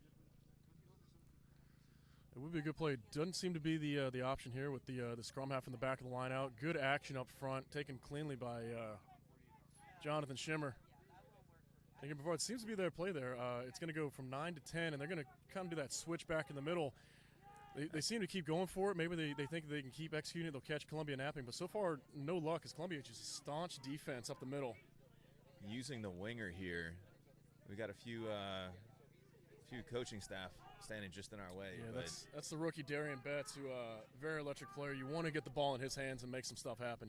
He showed yesterday he's very versatile in that backline attack. Little smoke line action here. Nice. Pick well-designed play there. Like it there. Great communication between the 9 and 15, or 10 and 15. That's Vander Ellis, who had the yellow card come back in, seeing the field very well. They're going to find Hybrid on the outside. Great ball off the deck. Old Red Eye knocking on the door here, trying to get cut into that lead. They are really. The only negative I can say is that they're doing this on the far side of the field from us. I wish we had a better viewpoint on it. Yeah, here, Mr. Hill looking for something. Got to be close right there. Got to go back on the inside. Ball presented cleanly. 12 who had to try earlier. Really good counter by Columbia. Brevard holding strong. Ball playing off the deck, and looks like a penalty to the men in red. Quick tapping. Quick by number 10. Good feet off the deck. Good. This Rhinos defense, can't say enough about it. They have been staunch. They are really holding strong. Penalty awarded to the Rhinos. Not sure what the infraction was. They're going to go quick here. Good defense by Brevard.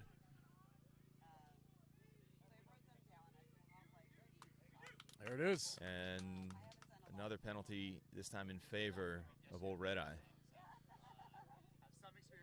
Yeah, Mike, you mentioned about kicking. Not exactly sure on the time left here. A kick would still be you'd still need 2 more scores in order to get back ahead. But again, you know, Brock Roper, if he could slot that through, they will get the ball on the restart. It's an interesting decision here for Brevard to make, as Justin Hale has a conversation with the 2 scrum halves. Well, as we've seen the number of penalties increase in the second half, I think you might go ahead and take the 3. Sure. On the thought that if you can get another 3, you're still down just the 1 full try. I wouldn't hate it. Looks like we had it misread. The penalty was actually to Columbia, who's going to try to find touch, unsuccessful, taken up by Brock Roper, and we saw him yesterday. Very, very talented player. He's going to take it into contact there. Good counter ruck by the Rhinos, making an absolute mess of that breakdown for Brevard. Good defense again, forcing it back in almost where that last breakdown was. Still digging that ball out. Mishandled there, but no harm, no foul. They're going to maintain possession here near us. That was an unlucky grip on the ball, but didn't work out too poorly for Old Red Eye, and that was an absolute smashing carry. Great tackle, though. Number 12 for Columbia, holding strong. I mean, we're getting deep into this match on the second day of a tournament. These teams are still tackling and carrying and hitting like that. Real testament to how bad these teams want to make that appearance in Indianapolis. I don't have in front of me the club histories as far as national championships, but anytime you win a national championship, you want to take advantage of it, whether it's your first one or your 10th one. Strong carry by Columbia. Good tackle on the outside there by Brevard. Trying to get out of that breakdown as Brevard. Columbia with the ball in hand, finding some forwards action here. 2-man tackles, quick on that ball. It's number 7, Martin Parents. He's going to get cleared out quickly, though. Big carry there, big tackles. Sub Jonathan Schimmer making his presence known on this field.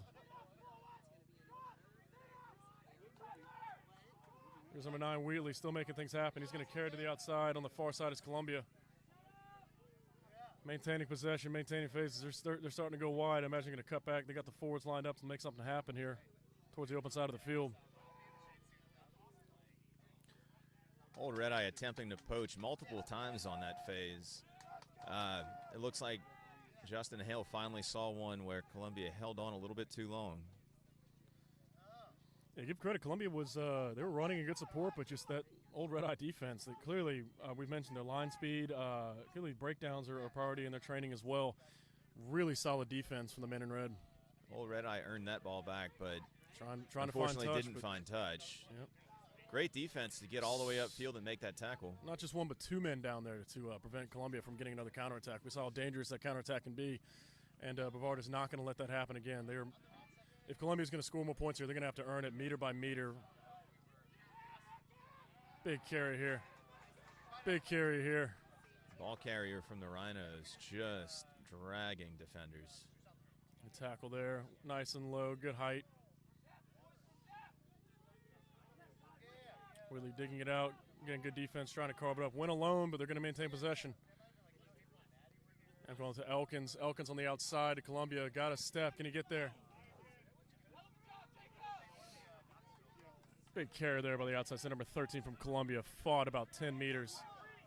Counter ruck attempt, no good. Here comes Hanco finding his forwards. Good carry. The forwards doing a lot of work here for Columbia. It's been a great sequence of bend but don't break by Old Red Eye. Oh, it's a lot of. Oh, there he goes. Big number 16, a sub coming in, making a lot of meters happen. Big man on the loose. Unfortunately, went not enough support, and Old Red Eye's going to get the penalty and go quick on it. Yeah. Support's there for him. Number 8 for the Rhinos seems to be getting up slow. Good defense on the outside. We've seen Darian Betts shake a lot of defenders, and really good tackling there by Columbia. We're talking about Old Red Eye defense. Columbia's defense is absolutely almost impenetrable the way they've been playing. This ball has been active for quite a while now. A lot of phase play. Roper's going to try to do something with it. He's making a move.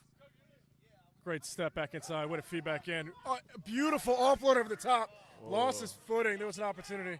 Turf Monster got him on that one. Oh, beautiful, beautiful phase play there. Open play, excuse me. Great awareness by the number 12 to get that ball Hybrid. He's got a his seam. He's looking for someone to help him out, finding the big front rower. Off the deck again. Finding it wide. There's numbers outside if they can make something happen with it. Taken out by Columbia. That's Tristan Boudreau with the flag up on the far side. Look like, wow. A lot happening on the field now. Looks like they went quick. And what's Justin Hale's decision here? Did Brevard get another score on while we have a player down for the Red Eyes?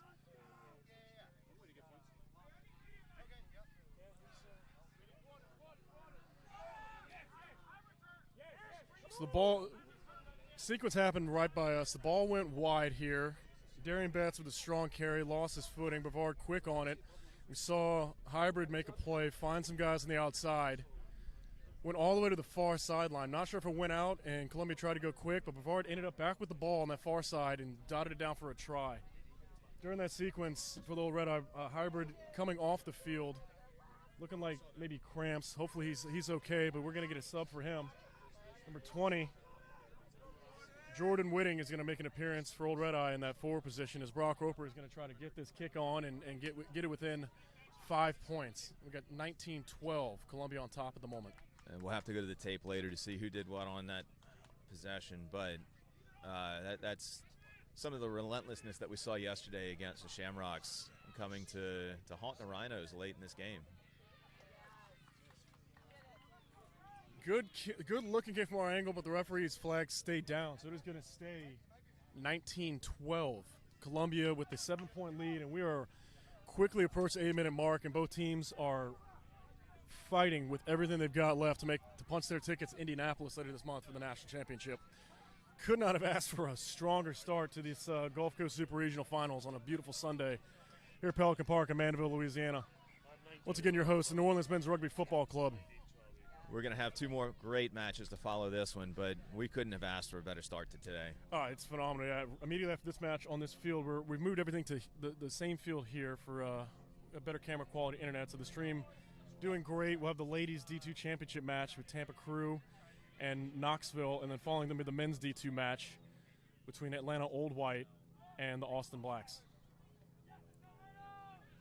Once again, the Austin Blacks men's D1 team, the Gulf Coast Super Regional format had a single match championship where they defeated Miami soundly, 69-10. And Austin men's D1 will be looking to defend their national championship. So, Zach, that was an interesting decision to try to grubber a kick through here, deep in your own half, where you need the ball and 5 points to tie it up. 7 points to tie it up, excuse me. What's the time left? Trying to get a time left for everybody. As mentioned, our clock is on the screen. It's near accurate, but Bavard making something happen on the far side. Yeah, Zach, I'm confident we're under 10 minutes. I'm just not sure about how much. Yeah, 70 minutes of rugby. A lot of guys have been out there the entire time. You got some subs on, but both teams playing like it is fresh. They are showing no signs of. If so, it's just pure will at this point to understanding completely what this last 10 minutes means for the season. Great offload there. We've seen Ulyss Gillard with a beautiful offload be very versatile. He finds Dwayne Parks, still making it happen. Red Eye with some men on the outside. Man with the yellow card, he's going to ship it. He's going to go through. Beautiful, beautiful try. John Eric Vanderhelst made some plays happen first half, had a yellow card, come back in and has shown how he is so important to this Bavard counterattack. That's scoring in the corner. We know that's 5. Can they get the extra 2? It's going to be a long kick against a little bit of wind. I haven't paid attention to whether Old Red Eye's kicker is left or right footed. 19-15, he missed the last kick. Oh, I'm sorry, 19-12. Yeah, so 19-17. Yeah, the wind blowing kind of across the field. Looks like he's blowing from left to right, far sideline to near sideline. Really challenging kick here for Roper. We'll see if he can get a chance for the wind to die down. This would tie the match up at 19. And if we do end regulation in a tie, we will get you the overtime rules here for USA Rugby. Matrix matches are allowed to end in ties, but playoff matches, obviously, we got to have a winner here. So. And Zach, one of our consultants called in that the previous try was penalty advantage to Old Red Eye, quick tapped and taken straight in.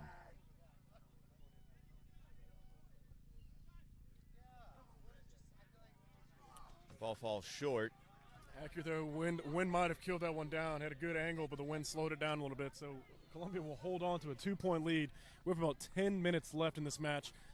Old Red Eye will get the ball back, and you know we're talking about here. If they can punch the ball through and get that ball, you're looking at penalty options here. It doesn't matter if you win by 1 or 100. You just need to have more points at the end to get that ticket to Indianapolis. Yeah, we're well under 10. We may be under 5. Yep. But with a 2-point match.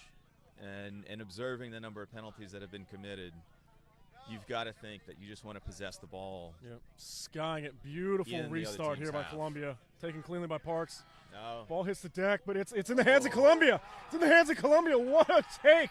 What a restart. Immediate answer by Columbia. What a costly error. Wow.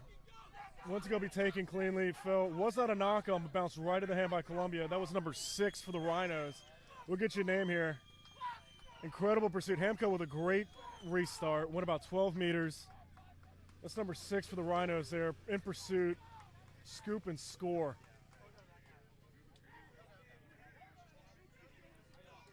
That number 6 for the Rhinos. Mitchell Huck or Hucky. I apologize whichever way is correct. For a starting flanker to be finishing the match just like that. What a performance. You can tell. Again, we mentioned here, the weather not really much of a factor. It is sunny, not as many cramp issues. I'm sure the guys had to get hydrated from yesterday. Outstanding weather, but still, that doesn't change the fact 80 minutes is 80 minutes. And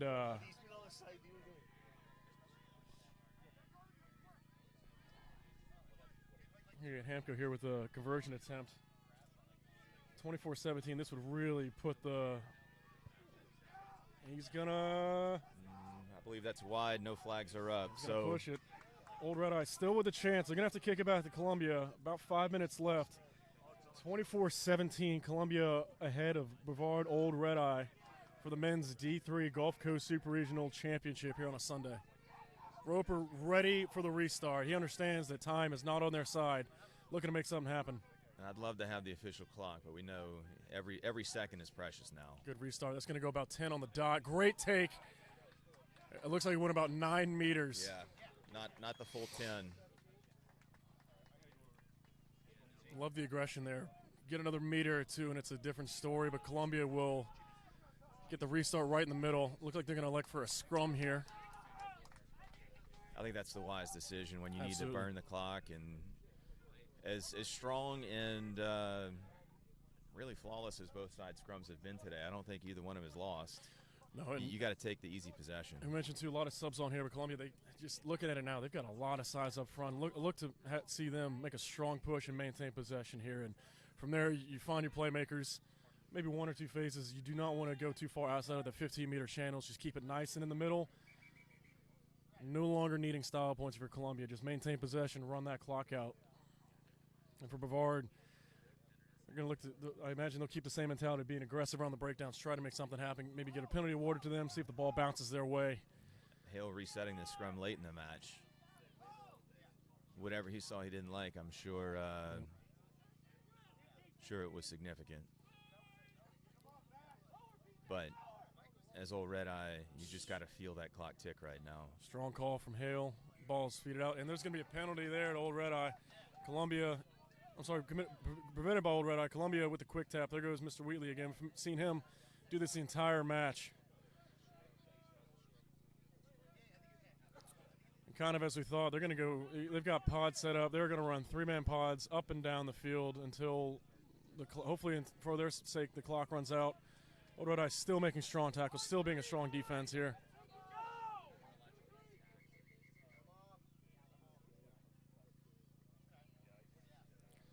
Looks like Hale's going to talk to the far touch judge here. Something was going on. We'll get a decision here for you shortly. They're going to have a conference on that sideline.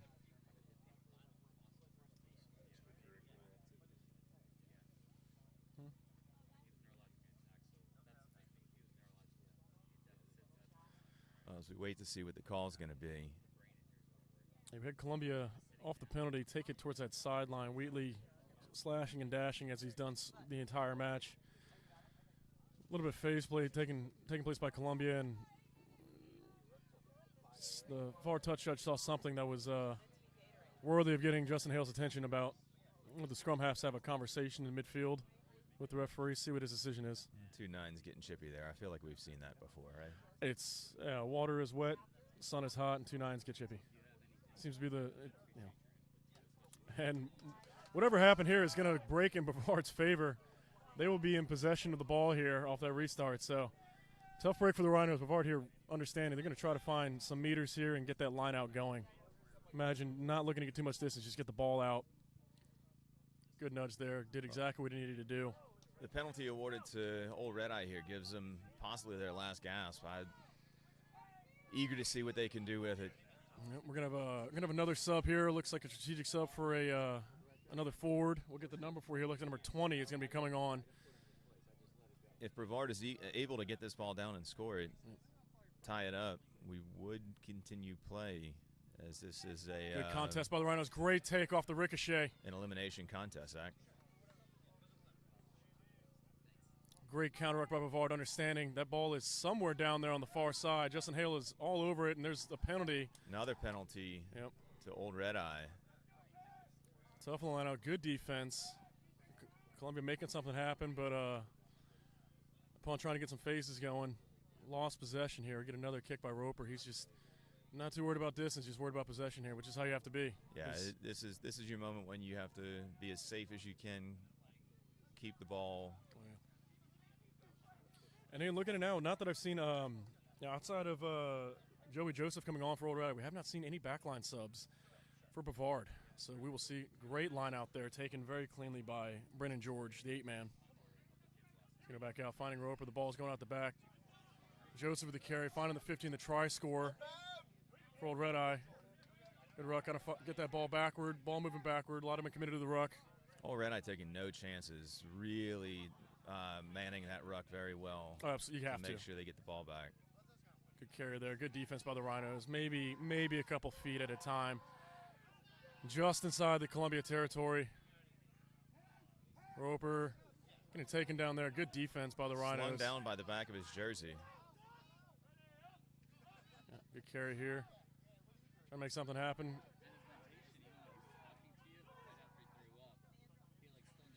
Justin Hale letting him play. Again. Yeah, it's Ulysse Gillard. He very versatile playmaker. I imagine he's going to be a factor here as he gets set back in. Big tackle by Columbia. Brevard's going to have to try to get set here. A little too stagnant on attack. They just want to try to find some depth here. Got to dig deep. Got to be some heavy legs, tired lungs. 5 minutes to determine who's going to Indianapolis. Roper with a kick through. Good pressure coming on. Ball still on the ground. Recovered by Columbia, I believe.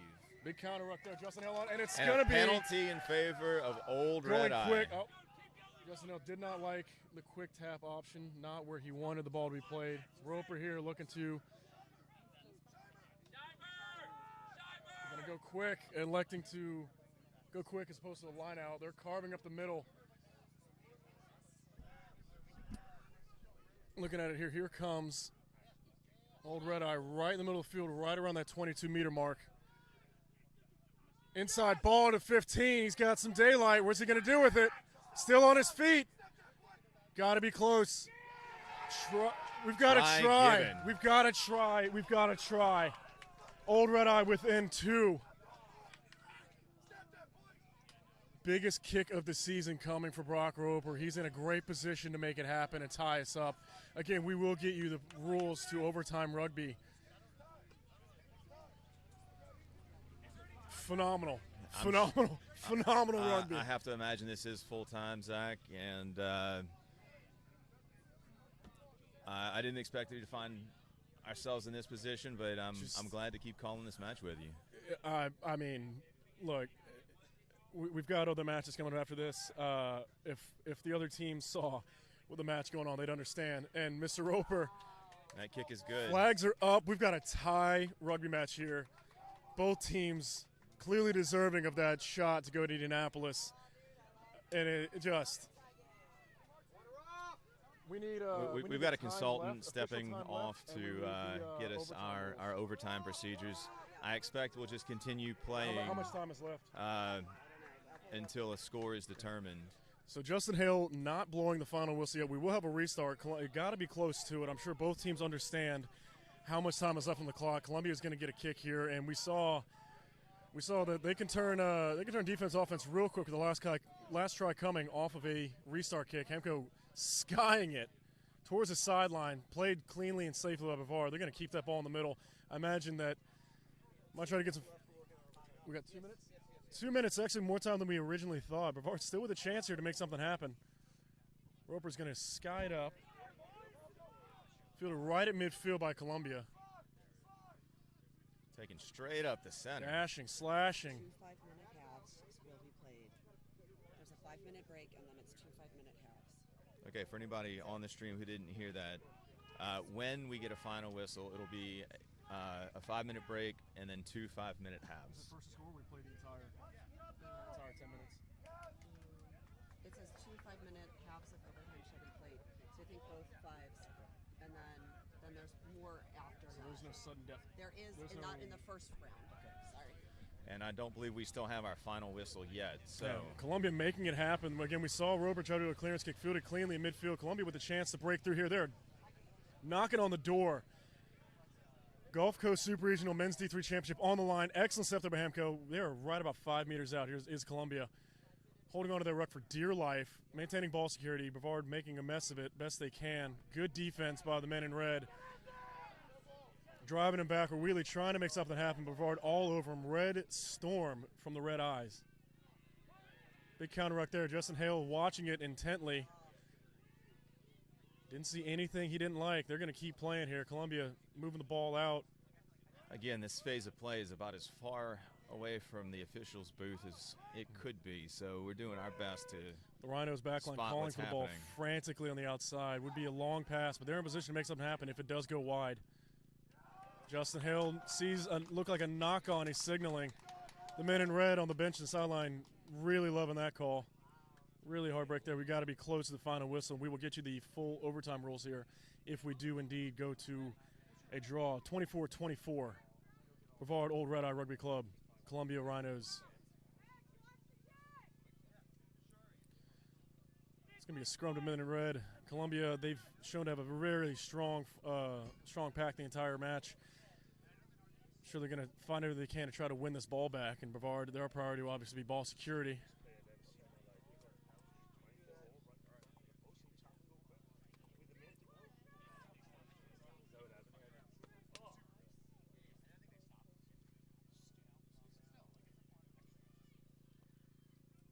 So again, this is a red put into the scrum.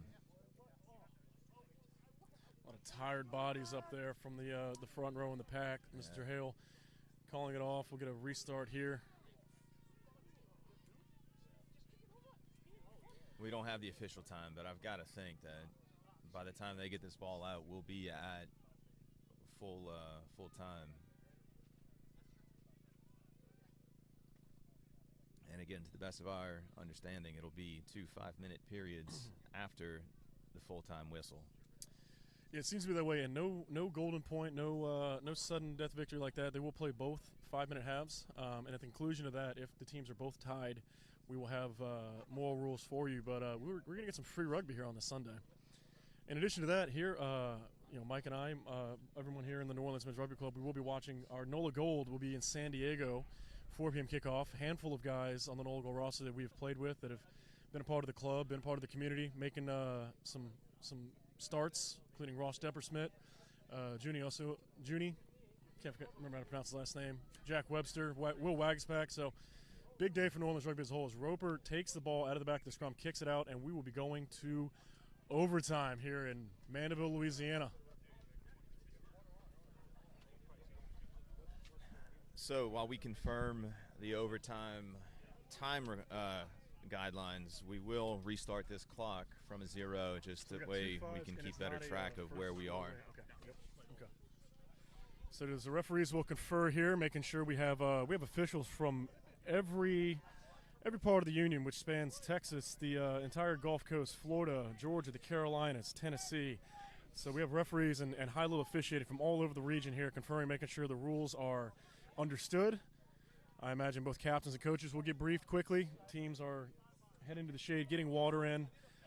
And Mike, Brevard, that last try from Columbia off the restart seemed to be backbreaking, and Brevard understood exactly what it needed to do, never quit, played high intensity, and just phenomenal from the men in red to not let out of it. You saw some body language, minor head hanging, but as a team, they held it together. And did not let that last score be the reason that the match was over. Well, you don't get to this part of the season by quitting early in matches, Absolutely. right? Yeah. And as we saw when you were reading the score lines, both these teams had some one-sided contests, but you don't run up scores like that without playing all 80 minutes. Absolutely. So I think what we're seeing here is, even in the face of maybe not the best competition, these guys have used their entire season to prepare for these last minutes of every match. And not just the last minutes, but the extra minutes, the way it's working out today. Yeah, and we saw Savannah yesterday again. We saw, Old Red Eye over Savannah, 45-22. But again, Savannah very physical in that match. So I'm sure there's Old Red Eye's feeling it today. But that, at a certain point, doesn't matter. Shake it off. I'm sure they prioritized recovery yesterday. Some tired bodies, but just the sheer will to stay in it after a physical match. And on the other side too, Columbia, big win over a very talented, strong Austin side, 33-22. These guys are showing that both teams worn down maybe yesterday. Big wins, riding the highs of punching your ticket to the final, chance to go through, and just couldn't ask for more from these two teams. No, not at all. And we had talked about using subs and how do you prioritize. I don't think anybody planned for extra rugby in their sub organization today. No, and we didn't. I was keeping track of the subs best I could. I think both teams might have a couple more reserves available, so we'll see if any of those guys come on here, or you just want to ride the hot hand. I'm sure trainers are making an appearance at both benches, make sure everybody's good to go. If anybody needs any tape, But now's the time to double knot the laces on the boots, make sure the mouth guard is in, get some water in you, and we got 10 minutes to go. 10 minutes to Indianapolis. Just been passed a note that Old Red Eye has 2 subs remaining, but Columbia has used all of theirs. So wow. You don't know if that's going to be the difference maker, but sure. we'll find out soon. Yeah, big here. Both teams with phenomenal seasons. Brevard Old Red Eye coming out of Florida, Florida State champions. They were in the Gulf Coast Super Regionals last year in Austin, putting a strong showing in. They're familiar with these 2-day tournaments. Florida Rugby, very strong union, a lot of competition all over the state. And then Columbia coming out of the Carolinas union, very strong as well. North and South Carolina. I think some teams from Georgia make appearance in that union as well. So talking about strong competition, a lot of universities, a lot of big cities, a lot of population. So really strong rugby represented in the southeast corner of the country. It's great that we've got so much good rugby from the Gulf Coast up through that southern Atlantic coast, and for sure, it's just a shame that some of these states are so far apart. Austin traveling, 8 or so hours to get here. Sure. I know Columbia is at least that far. I've driven down to the Miami area, and that's a full 12 on the road from New Orleans here. Yep, and on top of it, it's impressive the commitment of everybody to show up in force. Yeah, and on top of it, New Orleans, a lot of things going on in the city this weekend with Jazz Fest. So logistically, we made the decision to host it in Pelican Park, which is flying to New Orleans, just make a nice little drive over the causeway. So a lot of teams electing to stay on the North Shore, suburb of the New Orleans metro area, a little quieter, probably fewer distractions for some of the teams. And clearly, both these teams are focused and with the goal of Indianapolis in mind. So very fortunate for our club to have gotten the bid here. Feel like we put on a great showing, both for all the unions and for USA Rugby. Very thankful for the opportunity to host here.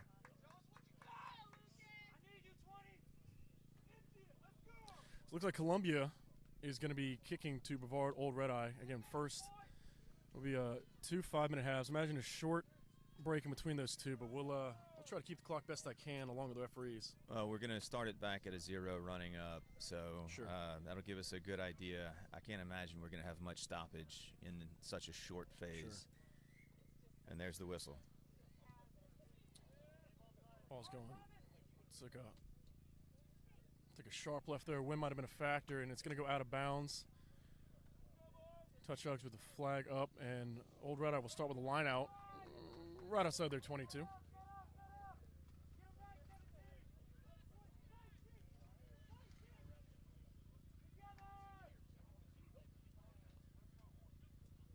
And you get Old Red Eye, a lot of height in that line out there. I imagine we're going to key in here on number 19, Jonathan Shimmer. He's pretty big guy. Imagine going to try to find a way to get him up and give him that advantage to sky that ball. Instead, they're going to go back to number 8.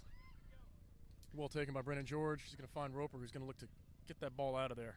We don't have the best look at it from the angle, but that looked like it might have been caught on the outside shoulder. Sure. Obviously not far enough outside for Justin Hale to blow it up. Yep. Here's a try score from early, number 14 from Columbia. Great footwork, nice carry. Excellent ruck setup, too. Really, it's really a testament to how well these teams are coached, because you look at how the carry was up, the backs were there to make support for that carry up, but Justin Hale. Penalty awarded for holding on by Columbia on that one. Yeah, Hale called a penalty. Again, he is all over the field. He is putting in as many meters as the ball is. Great kick, found touch. Yeah, good safe kick, Zach. Absolutely. He picked up about 25 meters of territory on that, and we've seen good success from Old Red Eye's lineouts, so playing to a strength here. Sure, the wind blowing again from the far sideline into our faces on the near sideline, so wind blowing across the field here.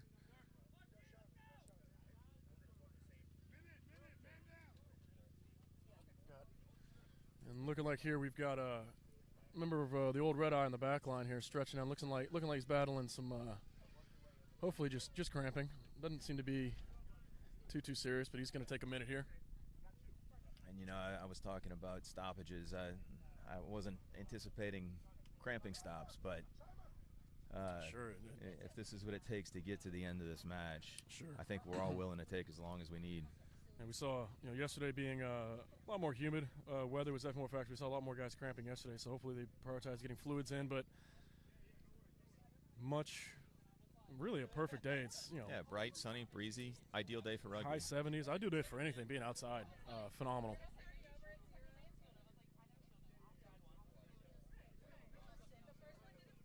So Red Eye looking like he's got some Pedialyte. Going to get back to his feet here. We're going to get a number here. He seems to be just fine. That's important. That's big number 12, Ulysse Gallard. We've seen how important he is to this old Red Eye team. He's been all over the field. We've been calling his name pretty frequently. He seems to be okay.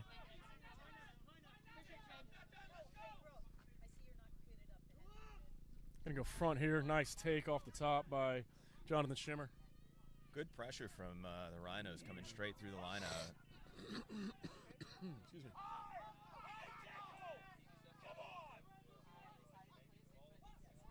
Well played on the outside. The forwards in the line. I made sure to get back in time and putting up some good phases here. Nobody on the sidelines is happy about the tackle heights right now. Sure, it's a great kick by Roper, and I'm going to let that. Are we going to get a 50-22 call here? I think the ball was in front of the 50. Yeah, I think it was taken back. Yep. Old Red Eye, which means this will be a Columbia ball. If the ball was played from inside the 50, then that kick would have been ideal, and Old Red Eye would have gotten the line out here. But it looks like he's going to go to Columbia. Columbia ball this deep in their own territory still favors Old Red Eye, though. For sure, and we're looking at it now. We're about 3.5 minutes in already, so the 5 minutes going by quickly here. Neither team really getting too close to a scoring opportunity, and that is going to be off the deck, recovered by Brevard. There's number 7, Martin Perrins, who really strong match yesterday. He's been all over the field today, doing a lot of a great line up the middle by Dwayne Parks. Again, Brevard, we've seen it a lot. Roper he's really keen to getting that carry and then finding that switch line. But Columbia, that defense is prepared for it. A couple of meters there, but that's about the most they've given up on that play. Number 7, there's Perrins again on the carry. Good tackle by Columbia. See Columbia hands on the ball, no, but they didn't award the poach. There goes Roper carrying it in. 2 Rhinos there to meet him. We're fighting to get to their feet. Some of these forwards are going to keep it nice and close and safe. And switching the field back to the weak side, hand it off to the prop. That's John Glennon right there for the Old Red Eyes. Seeing a single digit in there this deep in the match. He wants to stay on this field. Clearly important to their front row. These men in red attacking at the channel. The referee was standing in there. Justin Hale was lucky to escape. I think we saw earlier in this match, too, he kind of got tangled. Both these teams attacking very quickly. You got to keep it on a swivel out there. He's doing a great job of staying out of the channel.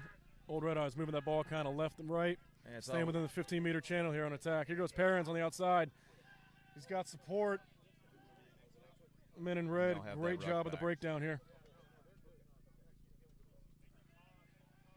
On the near side here, they're going to look to go back towards the middle, trying to find some sort of daylight. The Columbia defense just as stout at the 85th minute mark as it was in the first 5 minutes. And they'll penalty awarded to Brevard. Yeah, trying to get a bit quick tap here by Roper. He's going to try to find something going on. Where's his support? The ball comes out. Columbia's got it. Columbia's got it. They are going to maintain possession here as we're approaching the end of the 5 minutes. We'll see what they can do here. I understand you want that whole try, Zach, but that seems like one that you might have kicked for points. Yeah, looking at it here, we've got a Rhino down. Trainer on the field to tend to him. We're going to see what the Rhinos do here. They're going to move it out wide. Going to go wide here. Deep in their own territory. Great 15, defense. We got a line break here, number 13, looking for support. Great way to get that ball out as opposed to doing a kick for an exit. Going to do quick, and he's free, finding somebody off the foot race down here. And that ball goes to touch. We're going to stoppage here as the trainers tend to a injured Columbia player. Hopefully he's okay. Yeah, and this has to be just about that whole first 5 minute period. I haven't heard a whistle to signal the half of overtime yet. But I suspect after this line out, we'll be at full time for the first half of overtime. Yeah, these teams digging deep to the very bottom and finding the shovel to dig some more. Got some guys out there helping their teammates out. We got some calf cramps. Got some guys taking a break when they can. We're told here we'll get a number. All right, looking at it here, looking like number 19. More than likely going to come out. We're going to get a sub here for you. Hopefully he's okay. Medical staff, he seems to be doing okay. He's on the ground, but medical staff tended to him. Judging by what I'm seeing on the sideline here, I think this might be a blood sub. Correct. Yeah, that's number 19. It looks like number 5 for Columbia is going to come back in. I think he subbed off right around the halftime, so he's at 40 minutes. It's basically fresh slate coming back on, which is huge for Columbia because I understand they had exhausted all their subs by the end of regulation. So at number 5 that we expect to be coming on is Douglas Carter, the vice captain. Is that a tooth? Is that a tooth? What did you bring? Oh, okay. All right, thank God. Yeah, I don't want it. Yeah, we're gonna see what Justin wants to do. Both these teams taking advantage of medical staff tending to Columbia Rhino. It seems to be okay. They're taking care of him over there. I understand it could be maybe something around the eyebrow, something like that. Heard blood sub coming on, so hopefully he's okay. But he's getting tended to, and both teams taking advantage by hydrating here as we very close into the first 5 minutes of overtime. Again, we have another 5 minutes. Neither team has scored yet. We're still at 24-24 in the D3 championship.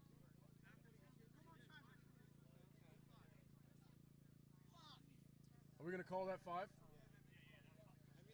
Getting Right. update here. That's the end of the first 5 minutes. We're going to use the opportunity here as a break. I'm not sure if we're going to do another kick restart, but it is a line out on the far sideline. Is there another kick restart? Okay.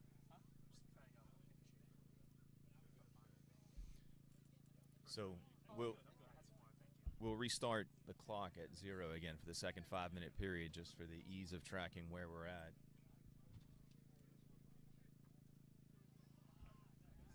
And I believe it's a 5-minute interval here between the halves. So we'll have a minute for everybody to get a breather, get the injured player safely off the pitch, and see if the teams that are going to finish this contest have any adjustments they want to make to try to finish this out. Is there anything you would change, Zach? At a certain point, you got to find the guy out there. I'm sure everybody wants that ball, but you got to trust your playmakers, trust your guys. It's been a long season. Understand, if I'm on the field, I'm just knowing my role, doing what I did to help my team get to this point, and the playmaker's going to do their job, the forward's going to do their job. So, what I'm just really impressed with is how both defenses have just been absolute fortresses. We mentioned here we rattled off some of the scores earlier. Both teams very prolific offenses, scoring lots of points during their matrix matches, and now at only 24-24, it's really a testament to the defenses here.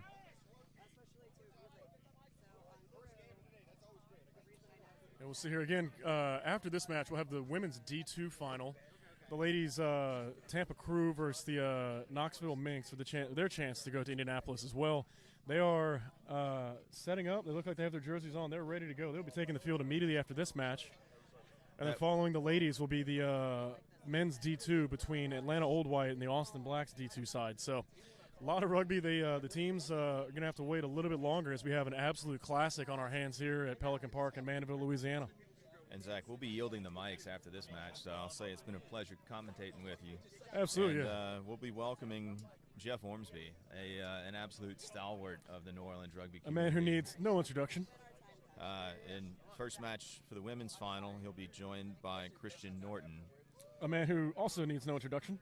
And then to be followed by Spencer Thurling, who is a relatively recent addition to our rugby club, but has made an incredible impact for someone who is learning the game a lot later than many of us did.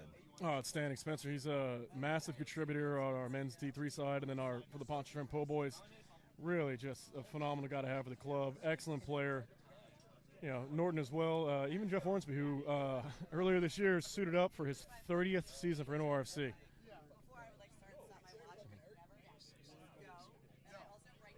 Okay. The referees have come to advise that the player who is receiving the medical treatment is going to take a little bit longer to tend to than expected. So we'll go ahead and mute the mics. We won't stop the stream, so please stay tuned, and we'll be right back as soon as we can.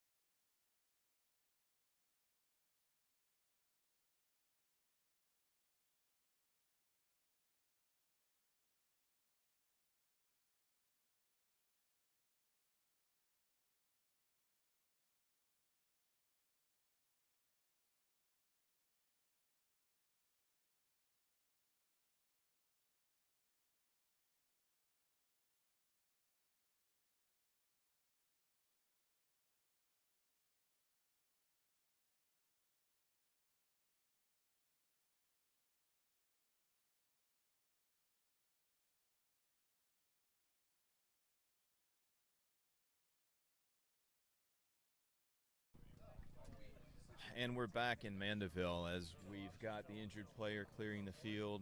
All the best to him from all of the tournament officials here. Yeah. I know both teams are hoping the best, and yeah, it looked like you hate to see it. Looked like Josh Walker down there. We didn't want to get too much information, but the medical staff was down there doing a really great job. He seemed to be in good spirits. Seems to be pretty precautionary, but he's in good hands. And I'm sure the Columbia Rhinos are definitely going to be playing with a lot more force now to secure this win in this final 5 minutes. So we did manage to get an update on the overtime rules. So we had a first 5 minutes with a restart. Columbia restarting to Brevard. Looks like they're going to flip fields. And Brevard is going to do the restart kick to Columbia. In these 5 minutes, again, each team could score as often as possible. If we end in a tie at the end of this 5 minutes, we'll have another brief break, and then it'll be a 5-minute sudden death overtime style.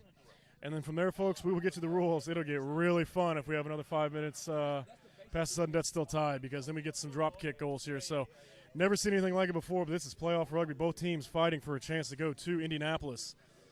Brevard treating this just like both teams juiced up, got some fluids in during the break. It looks sharp. We're coming up on the 90th minute here in a rugby match. Again, not overly humid, but very sunny. Both teams played really hard 80 minutes yesterday. Fatigue may be a factor, but I imagine that's gone by the wayside now. Both teams fighting now with the chance. They're going to be playing as hard as they can for the remaining 5 minutes here and see what's going on. Yeah, Zach, and Justin Hale is looking for his captain so he can blow this whistle to get us going again. Let's see. We'll run the clock up to 5 and see if we need to keep going. Interesting setup here from the Rhinos on the restart. No lifters, so no two-man pods here. So we'll see if Roper can try to take advantage of that. It looks like he's going to go far side with the kick. He's got numbers to his left. Yeah, old Red Eye clearly stacking the left side of the pitch. And there the ball goes. It's going to go pretty deep here, so no lift needed. It's going to be taken by the Justin Walker's replacement sub, number 5, who's back on the field. He had most of the second half as a break, so he's got to be feeling pretty fresh. And I think that's a smart decision here, right? It might be worth it to make your opponent play every meter across the pitch. Absolutely. Big carry there by the Rhinos, not wanting to go down. We're going to do a clearance kick by Hamko. He's going to get that ball back, forcing Joe Joseph back from Brevard. He's going to get a nice take here. He's going to try to find the middle. No passes, and immediately the contact there. Man on a mission style run. Penalty advantage looks like it's awarded to old Red Eye. Ball on the outside, and the ball is lost. But and Hale we'll had be the coming advantage back. call. Massive break for old Red Eye. They had some numbers on the outside. Ball fell into Columbia's hands, and it was going the other way quickly. Yeah, that was definitely a high contact on that counter-attacking run. Both players came in high, but definitely too high. Sure, a little. Yeah, but again, coming up on the 90th minute here, Mike, and no signs of stopping for the physicality here. Both teams are playing fresh. Clearly understanding the stakes. You're Florida State champions, and you're champions from the Carolinas region here.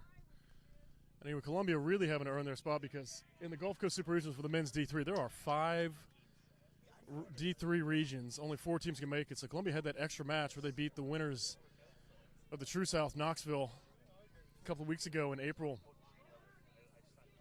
Old Red Eye took that kick for touch, gained about 10 meters. It'll be their line out. Yeah, we'll see here. We're about a minute in already. Stolen by the Rhinos. You're going to hear a good play by the Rhinos. They're going to go from defense to offense real quick and try to get that ball wide. It's going to the outside. Number 14, this try score from earlier this match, making some nice moves, cutting back inside. Good defense by the Red Eyes, but some good meters gained. Securing that ruck, finding somebody out. Again, story of the match here, Red Eyes defense flying up off that line, going out wide, understanding the rules here. Smartly putting 2 men on the big forward from the Rhinos. Fishing the ball, going to go back far side. And why not? Find your speed on that side. He's got a move. He's got a lane. He's going to cut in, cut out. Good defense by the back 3 of Old Red Eye. They're immediately around that ruck, and Justin Hale didn't like it. Penalty awarded to the Rhinos. Quick tap taken, but not allowed by the referee. He must have been off the mark, and they're going to quick tap it anyway. Yep. There's Alex Wheatley there, the number 9, who has been slashing, dashing all over the field today. He is very quick to take that ball off the foot. Little pick and go option here. They've just broken inside Brevard County 22. They're looking for more. Again, if they can score some points and hold on to a lead, they will have won the Gulf Coast Super Regional and punched their ticket in Indianapolis. But if Brevard can hold them off, we will have another 5-minute big stiff arm there. He's through. Hamko is through. Hamko, so he's going to score. He's going to score for the Columbia Rhinos. Zach, I think that's a great example of a player just taking it on his back and saying we're getting it done right now. We talked about that, and Hamko's been all over the field. I think that's his first try for the Rhinos here. He's going to score that. Still time for Old Red Eye, but they're going to have to kick it to Columbia. But, I mean, you know, if you'd have told me that this was the 90th minute, I wouldn't have believed you the way that run was so physical. Hamko just taking it himself. Had been on the outside, but decided I'm going to give it a go here. Nasty stiff arm, punching it through, and he's got a decent angle for the conversion kick. I think he's missed one and made one from about this part of the pitch. Yeah, and the wind still blowing from the far side into his face here, but not as strong as it was earlier. Kind of died down. He's got a good look at it.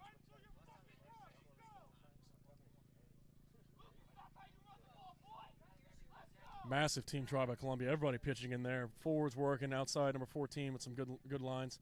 Hamko's kick is up, and it is good. Flags are up. 7-point lead for the men of Columbia. And, Zach, we talked plenty yesterday. They get the ball back here. They do. Hamko, and again, now they've got the momentum. The entire team is absolutely firing all cylinders. They are pumped up. Ball is at midfield. Brevard going to be looking to go quicker. They do not have time on their side, but they're familiar with this. That's how they finished out regulation. Short time, ball's going to hit the deck and right into Red Eye.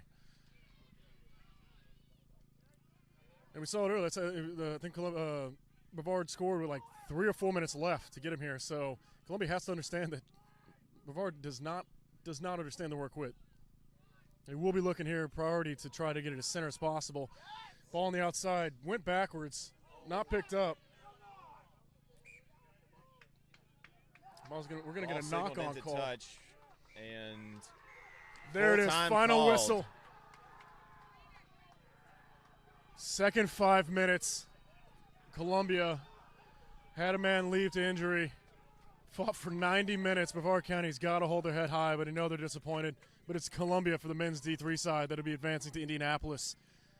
What a match, ladies and gentlemen. Again, we apologize for the delay, but we just had such a good match on our hands. The ladies will be taking the pitch next to determine the winner of the Gulf Coast Super Regional D2 Championship. Zach, this has been an absolutely thrilling match to work with you. We are going on 2 hours and 20 minutes of total time. Incredible. I couldn't think of a better way to spend this morning. Congrats to Columbia for their advancement. Thank you very much to both teams for coming to New Orleans to play this match. Yep. And, we wish everybody the best as they go forward. Yeah, your final here again, both teams absolutely deserving to go on. Only one could go through. Your winners are going to be Columbia from the Carolinas region. Columbia, South Carolina, 31. Brevard County, Old Red Eye, 24. Congratulations to both teams, but congratulations to Columbia.